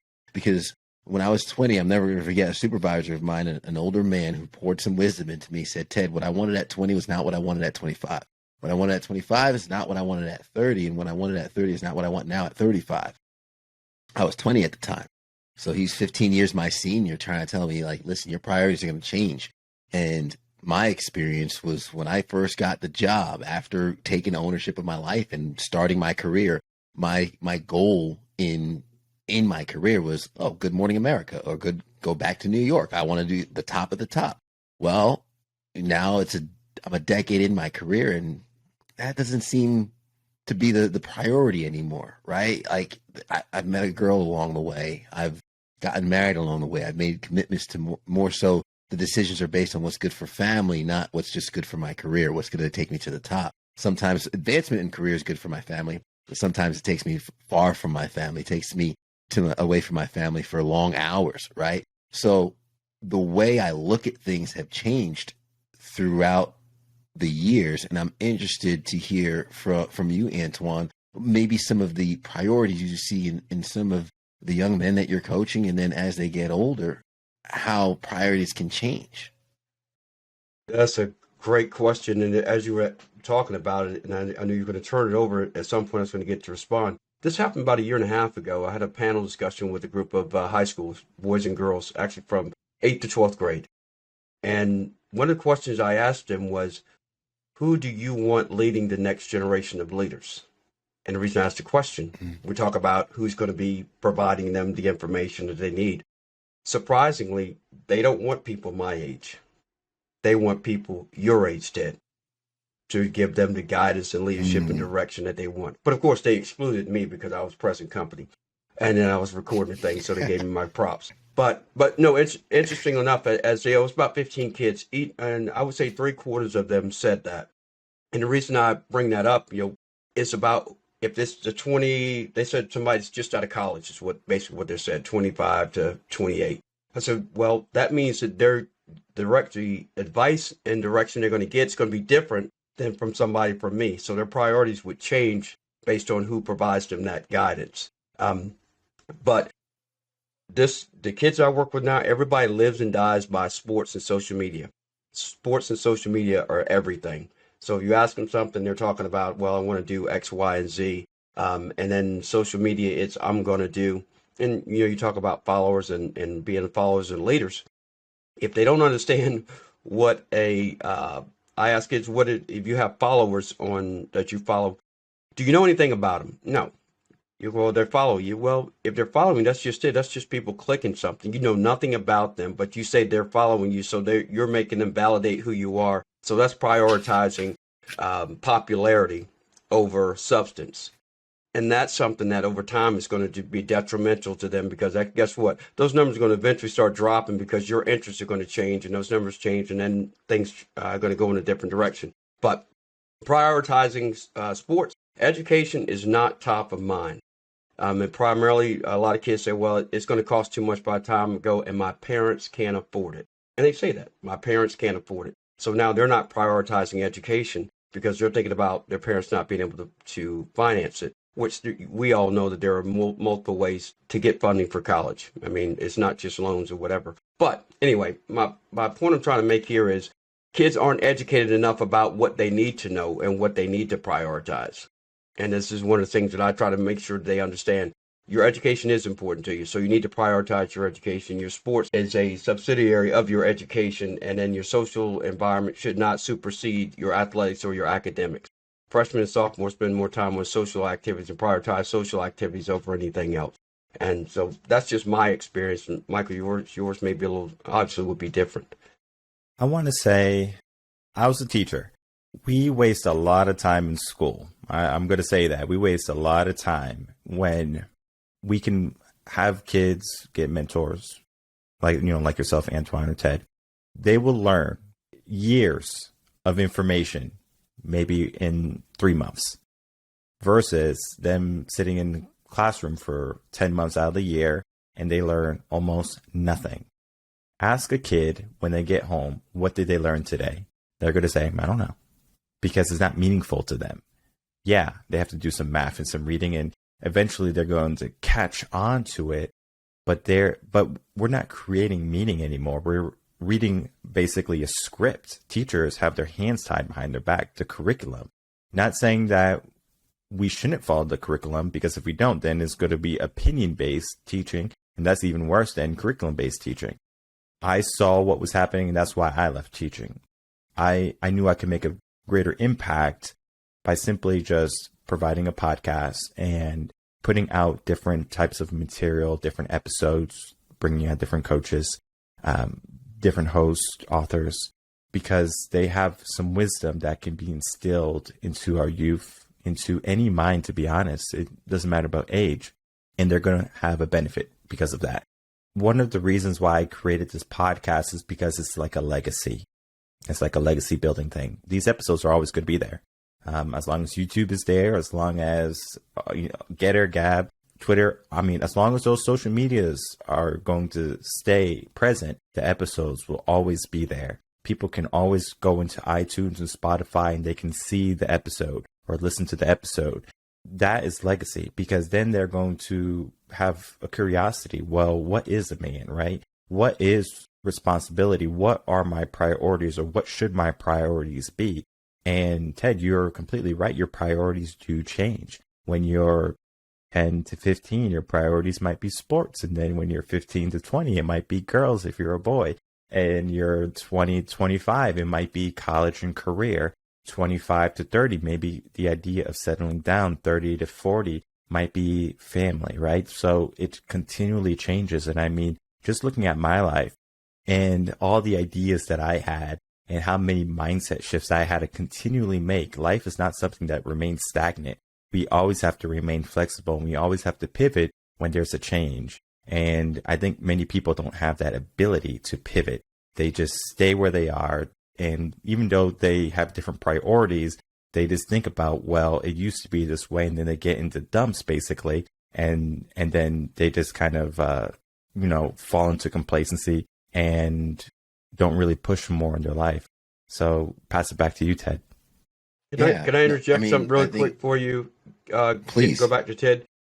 Two things. One, you were talking about priorities. I wanted to share one little thing about my priorities, how they shifted. When I started coaching, when I started coaching in high school, I'm like, I'm going to be a Division I college coach. That's my passion, go up the ranks. So, I had the luxury of being an assistant coach at college. But as I got older, my priorities changed, and I realized I made more of an impact coaching younger kids than I did going up because it was about the glory of being a Division I coach. That was what everybody aspired to. But as a coach, you realize I was making more of an impact with the younger generation. So that's where my priorities changed, and I'm glad they did. And I had to go through experiences to really reach that goal. But I just wanted to interject that.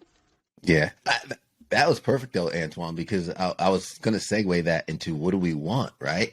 Because a lot of priorities change because we realize what we want. Where I would say 25-year-old Ted might have the same want that 35-year-old Ted wants, right? I know at 25, I wanted to get married someday, have a nice family and all that. However, the way I was behaving did not match that, right? I was more interested in going out to the club, meeting girls and drinking too much, doing things that most guys in their young 20s do, right?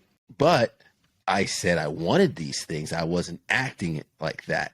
Later on, as my realization of my priority became more evident, I understood that my behavior had to change over time. And I mentioned those priorities, and I leaned in a little bit to people pleasing because I know a lot of us sometimes sit in something that we don't necessarily agree with too long. And when we realize what we want is something different, we are sometimes afraid to disappoint those who have an expectation of the said outcome that we committed to, right? We mentioned the importance of commitment and all that beforehand and seeing through, like finishing what you start. But there are some times where you could be in a 5-10 year career, like Michael being in teaching and realizing, hold on, this is not what I want, right? My priorities and my behaviors are going to change because I'm realizing I became a teacher because I wanted to have impact, but I can't have impact the way that I want to. So I'm going to have to shift my behavior. Sometimes we see some guys that sit in that commitment, not pursuing what they want because of maybe a false sense of security, maybe because it's, quite frankly, it might be comfortable and easy. So I'm interested to hear some of your thoughts, and I'd love to hear what you think, Michael, in terms of how what we want isn't always evident in the behaviors that we have. Mm. And is that like tied to people pleasing or just in the idea of our mentality? I would say it's tied to not knowing what we want. We are people pleasing. We've pleased people so much that we've lost touch of what we want, right? Growing up in school, I was taught to sit down, keep your hands together, all that. So I'd like to touch a little bit on that, ignoring what we want because we're pleasing others. I talk about this a lot on the podcast where imagination is stripped away from our young generations. Sit down, raise your hand if you want something. If you have to go to the bathroom, raise your hand. Don't speak out. Don't dance in class. Especially, I mean, this is bad if you're a kinesthetic learner, right? You have to move.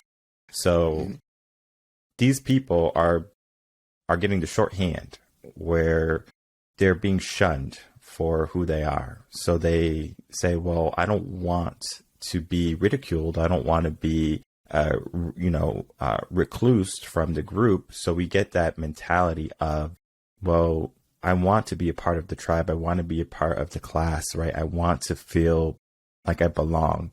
And I think when that happens, that peer acceptance starts to take over because it is something that's entwined into our DNA where we need people to survive, right? A toddler just doesn't become an adult because they decided to, right? It was a guardian figure, a parent that said, I want this young child to be something, right? Or to be more. They fed them, they changed diapers, they cared for them. So there was someone that was there helping us. Well, we get to a point where we finally get to make a choice. We get to go off on our own, be a lone wolf, or we get to continue to be in a tribe, right? So what many people tend to do is they say, well, I want to be in a tribe. And so they look at what people are doing, right? Oh, they're doing this. Oh, they're doing that. Let me mimic it because being different is bad.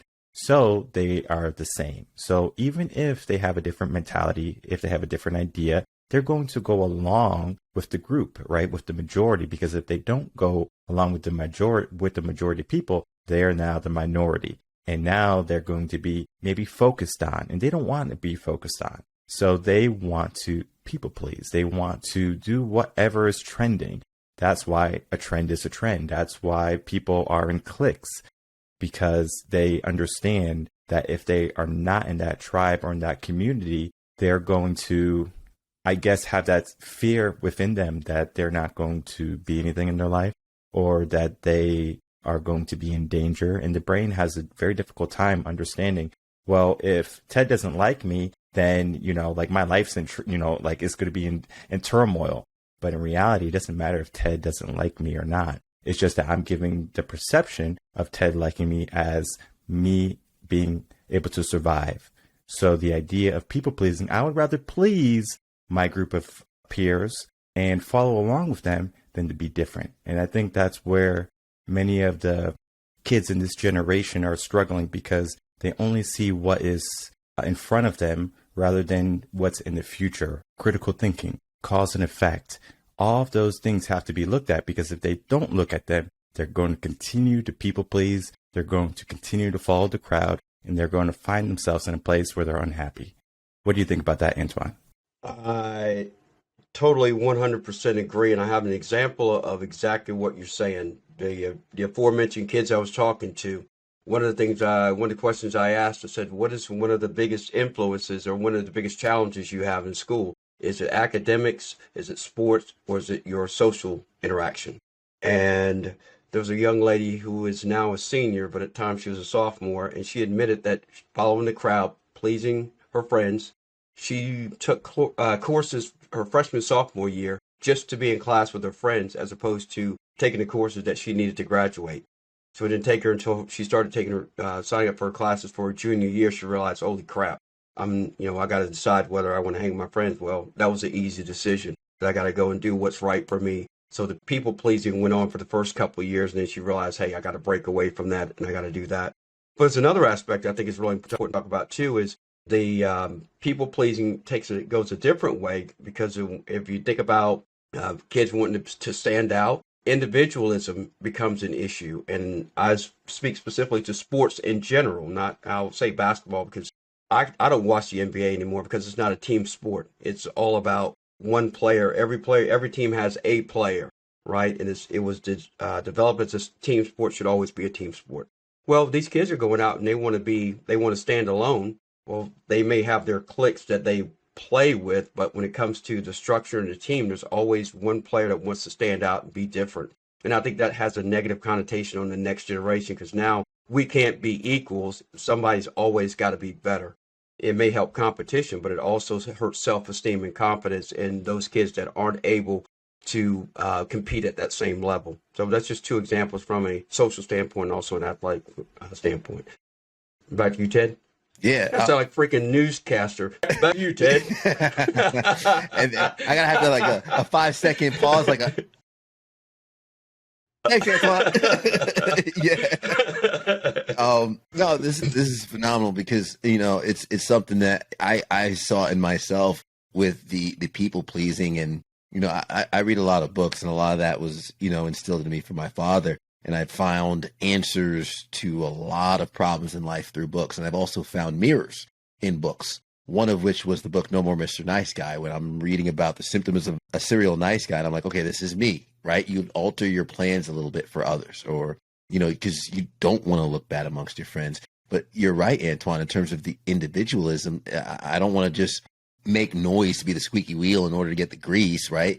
I want to make sure that there's intentionality behind how I move, but a lot of it comes based on fear. And I do feel that, there's a lot of young men out there who are terrified, man. They're terrified. They don't know what to do next. Maybe they don't realize how serious this thing is. And when I say this thing is this thing that's called life. And when I finally took it seriously, I also, there's an oxymoronic approach to everything in life, right? Because you want to take yourself seriously, but you don't want to be too serious, right? You want to be able to control your emotions, but you don't want to bottle your emotions. There's all these balances that we need to handle, but we never pursue what that balance looks like, because we're so afraid of dropping the ball, right? Or for those that are watching, like I have a cup in my hand, and a great example is if I hold this cup out in front of me for couple seconds, there's no problem. But if I hold it in front of me all day, 24 hours, what happens? The cup gets heavy.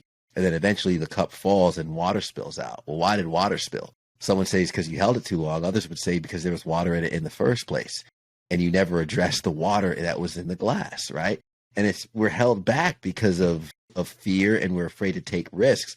So a concept I've been thinking about a lot for men, and it's kind of a dangerous kind of line to tote, but I'd be interested to know what Antoine and Michael, what you guys think when it comes to risk and how that plays into the development of a young man's life or a young person's life when they're trying to figure exactly out who they are. And Antoine, I'd love for you to kind of kick things off with that thought process. No, I think risks they are important. The younger you are, the more risks you should take, because it's a learning process. Make decisions, right, wrong, or indifference, what I always tell kids, because put all your eggs in one basket doesn't work. Now you're back to square one. But if you experience a lot of different things, then you can take a little bit from what you liked, what you didn't like, and you can kind of go there.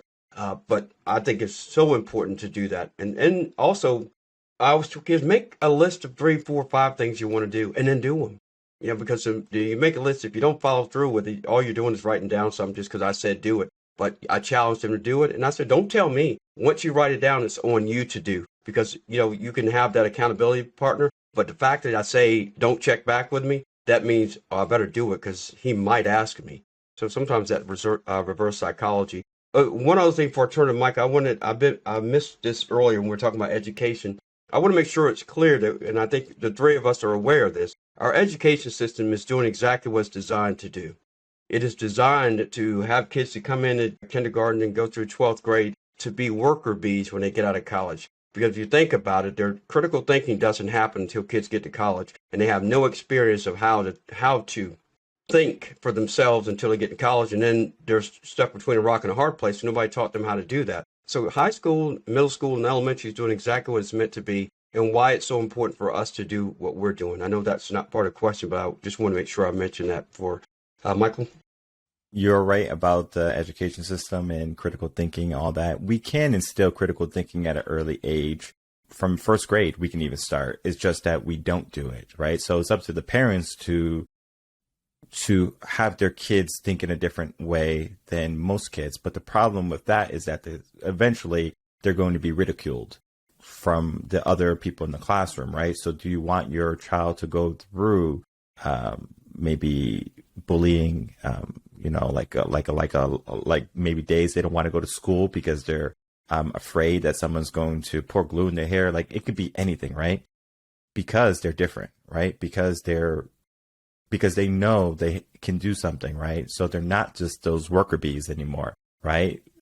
Ants, for example, if just kind of getting to the idea of a foreign substance, right? In the hive or in the colony, if something is foreign, they attack it. They all go together and they attack it.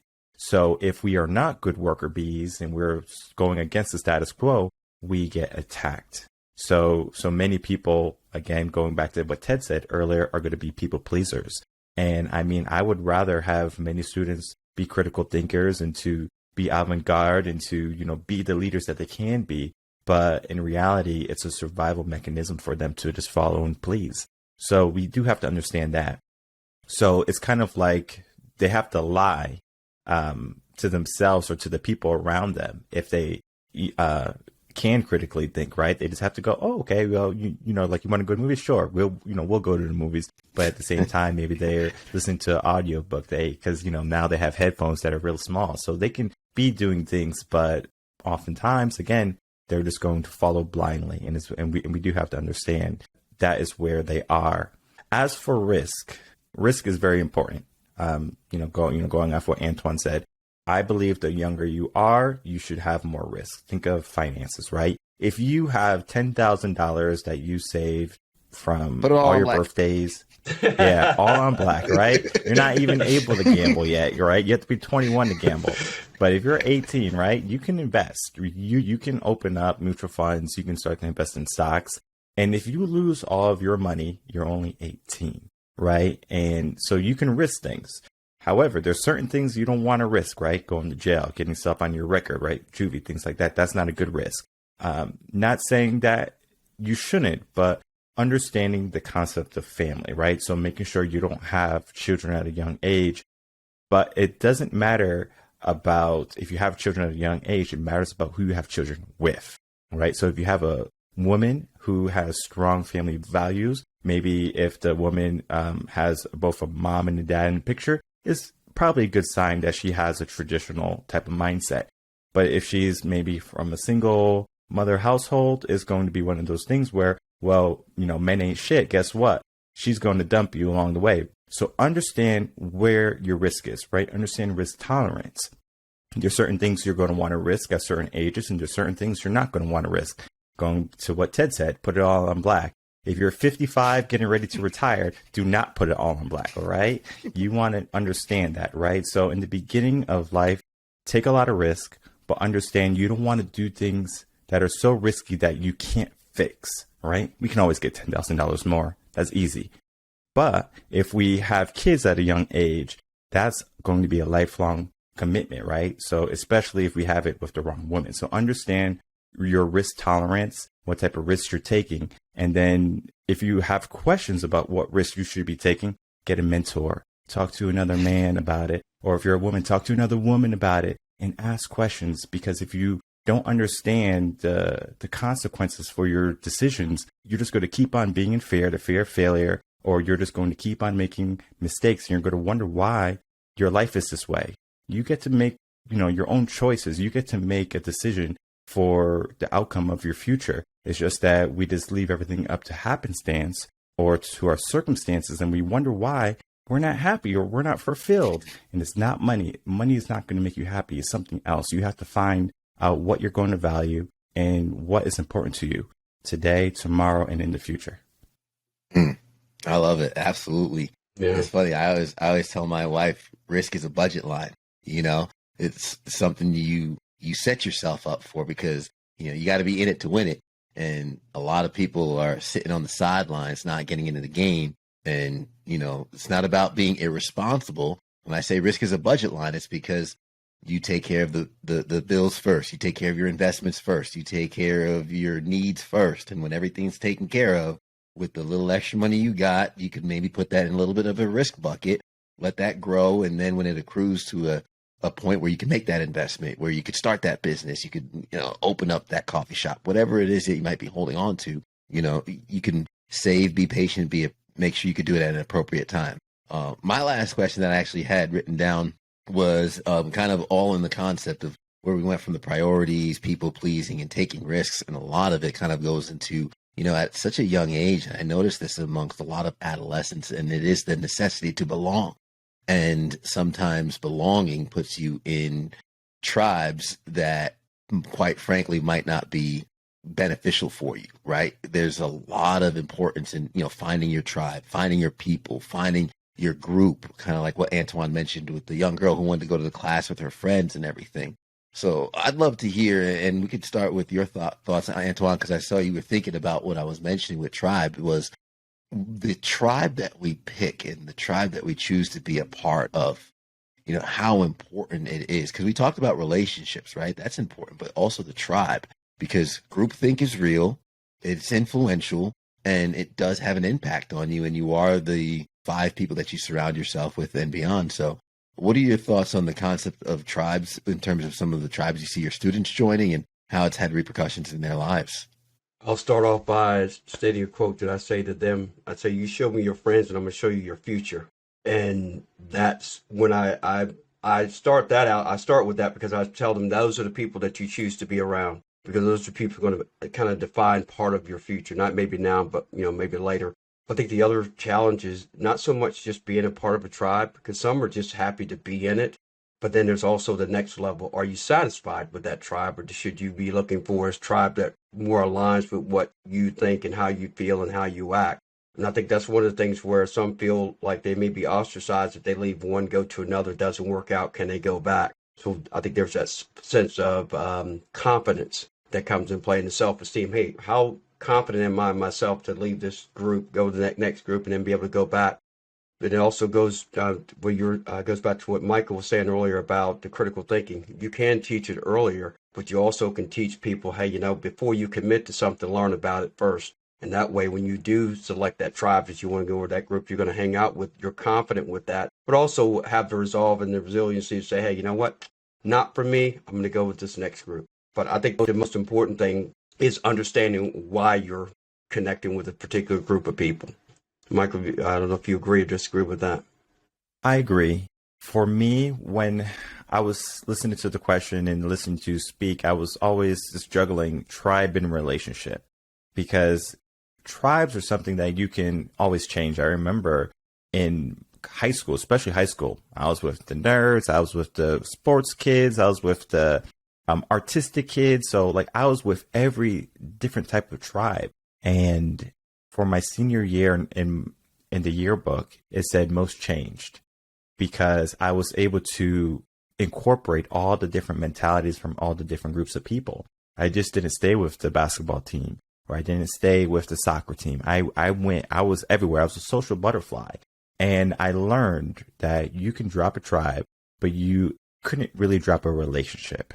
So the difference between the two, right? So I might have made a relationship in a tribe, for example, let's say in the sports team, I cultivated a relationship with, a few of the players, and we became best friends, right? Just because I left the tribe of the team, it doesn't mean that that relationship was gone. So relationships have a longer lasting effect than if you just move from tribe to tribe. So tribes, to me, that I've learned, are temporary and they can be easily replaced. But the relationships that you cultivate in those tribes can be long lasting. So I would focus on, if you are in a tribe and you can't cultivate relationships, it's probably the wrong place to be. So you want to find a place where you have a sense of belonging and that you can see some growth happening, not only today, but for your future again, because the relationships that you build can be long lasting, right? I'm sure we all can think about high school, and we could think about a good friend that we had in high school. That was a relationship, right? You're going to think about the relationship before you think about the group that they were in. The relationships last longer. Absolutely. No, I appreciate that clarification. It makes total sense, because you could, like I said, one or two people in a tribe, you can connect with more than the entire tribe. And then that's the relationship that you foster and grow. And yeah, great point. Mm-hmm. Yeah. Sometimes being in a number of tribes, those relationships that you cultivate in each of them become your own tribe, where I have fraternity brothers where I could say that tribe was not the most prosperous tribe for me, where I wanted to go in my future. But, there are two members of my fraternity who were standing next to me the day I got married, right? So they're part of my tribe. And I think we all kind of have our own tribe as we get older, right? Antoine, you mentioned your circle getting smaller. That's your tribe getting closer, right? And you're more kind of understanding in where you're going. Your values probably line up. And what I've realized is, as I gotten older, to your point, Michael, yeah, my tribes have changed, but relationships have stood the test of time. And now I could look back and I say, okay, these are my guys. When I thought about the groomsmen, the people that were standing up there with me, I had friends from high school, friends from college, friends from afterwards, and friends in business, because in those different tribes, those relationships have solidified. They've become concrete.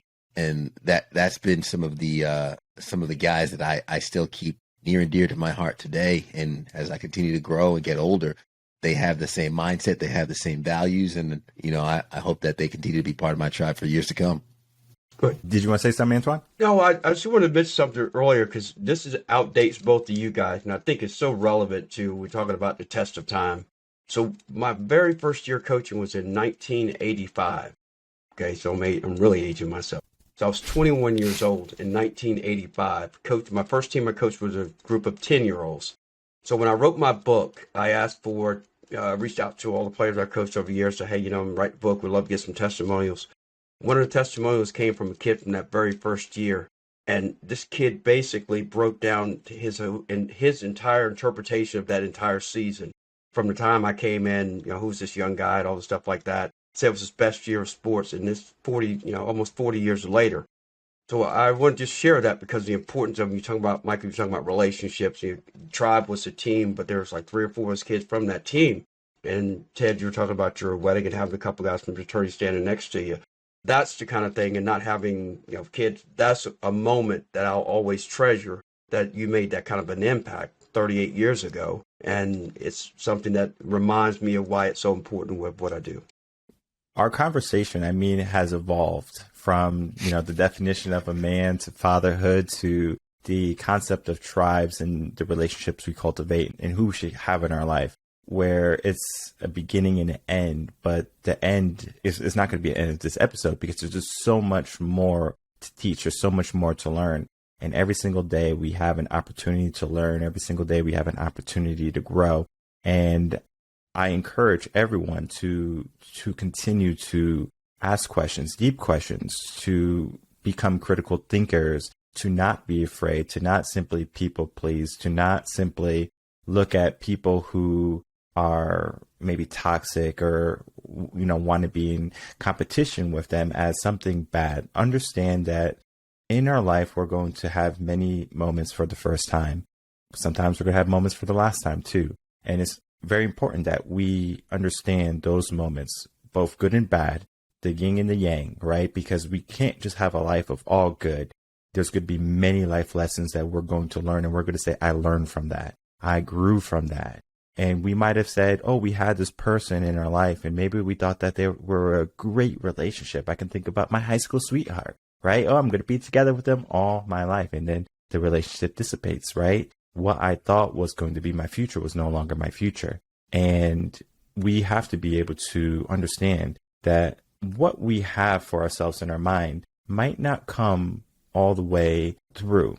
That means we might envision something for our future, but it might not happen exactly how we envision. And I always say that you might be thinking about something or aiming at something and you might miss, right? But there's a lesson there and we have to learn the lesson. And we have learned so many lessons from this episode today with Ted, Ralph, and Antoine. So much wisdom, so much great content. It doesn't matter if you're a man or if you're a woman. You're going to understand that this episode can be listened to not just once, twice, but you can listen to this episode probably every single day this week and you're going to learn something new. You're going to take away something different because your mentality, the state of your mind is going to trigger something different. So it's important that you understand that we're always changing, that we're always growing, and that we always can make advancements. We just have to understand our mindset. And we have to understand who we have in our life. Not everyone is going to be the biggest cheerleaders on your team. Understand that.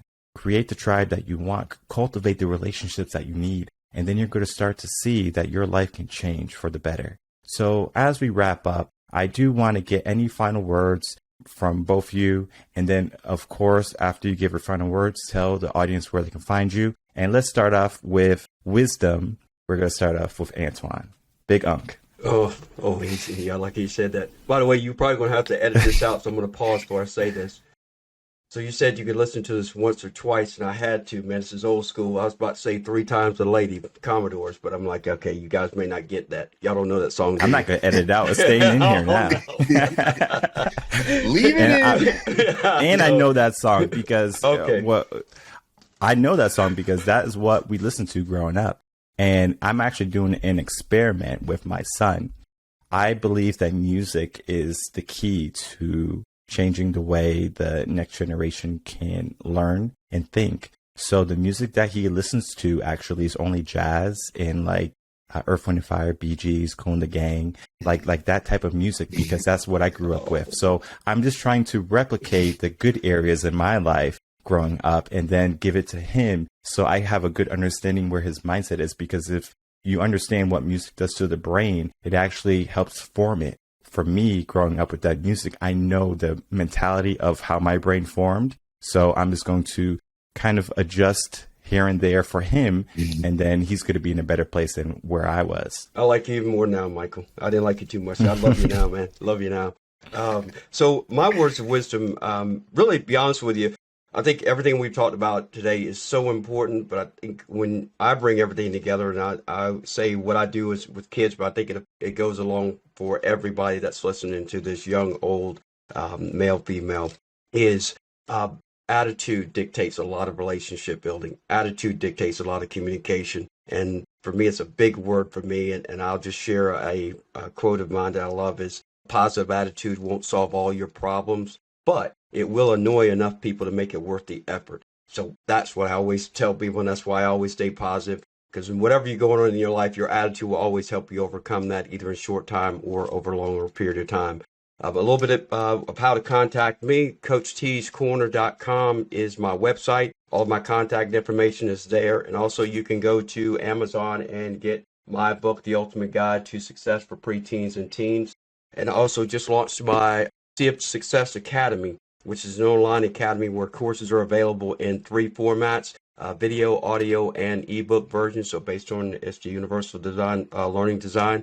So it's available for preteens and teens, and that's available on my website as well. And Michael, and I want to thank you again for this gracious invitation. This has been an amazing experience. And with Ralph and also Ted, I want to thank you. And it's great to know that we are neighbors, and look forward to us staying connected and hopefully meet and have for coffee or waffles or whatever it is you eat. I don't know what you eat.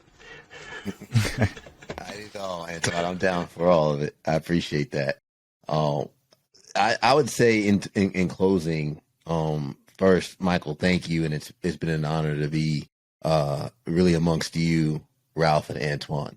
I think what just happened in the past 2 hours is really what I hope to see more of, because a lot of guys are lonely.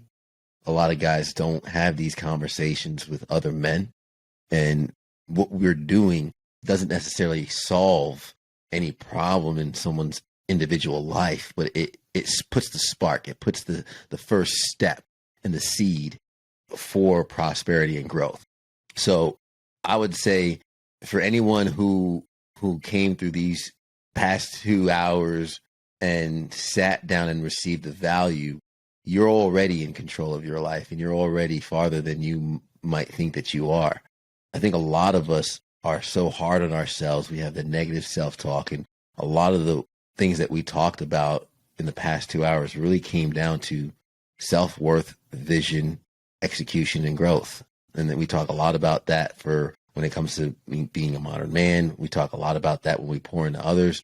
And at the end of the day, being able to sit with you three today has filled my cup up. It's filled me with energy. It's reminded me of how much work I need to do, but also that I'm on the right path and going in the right direction. And I want a lot of people, anyone listening, anyone watching in any form, to pay attention to the energy that they get in the environments that they're in, because that's God's way of telling you if you're going in the right direction or not.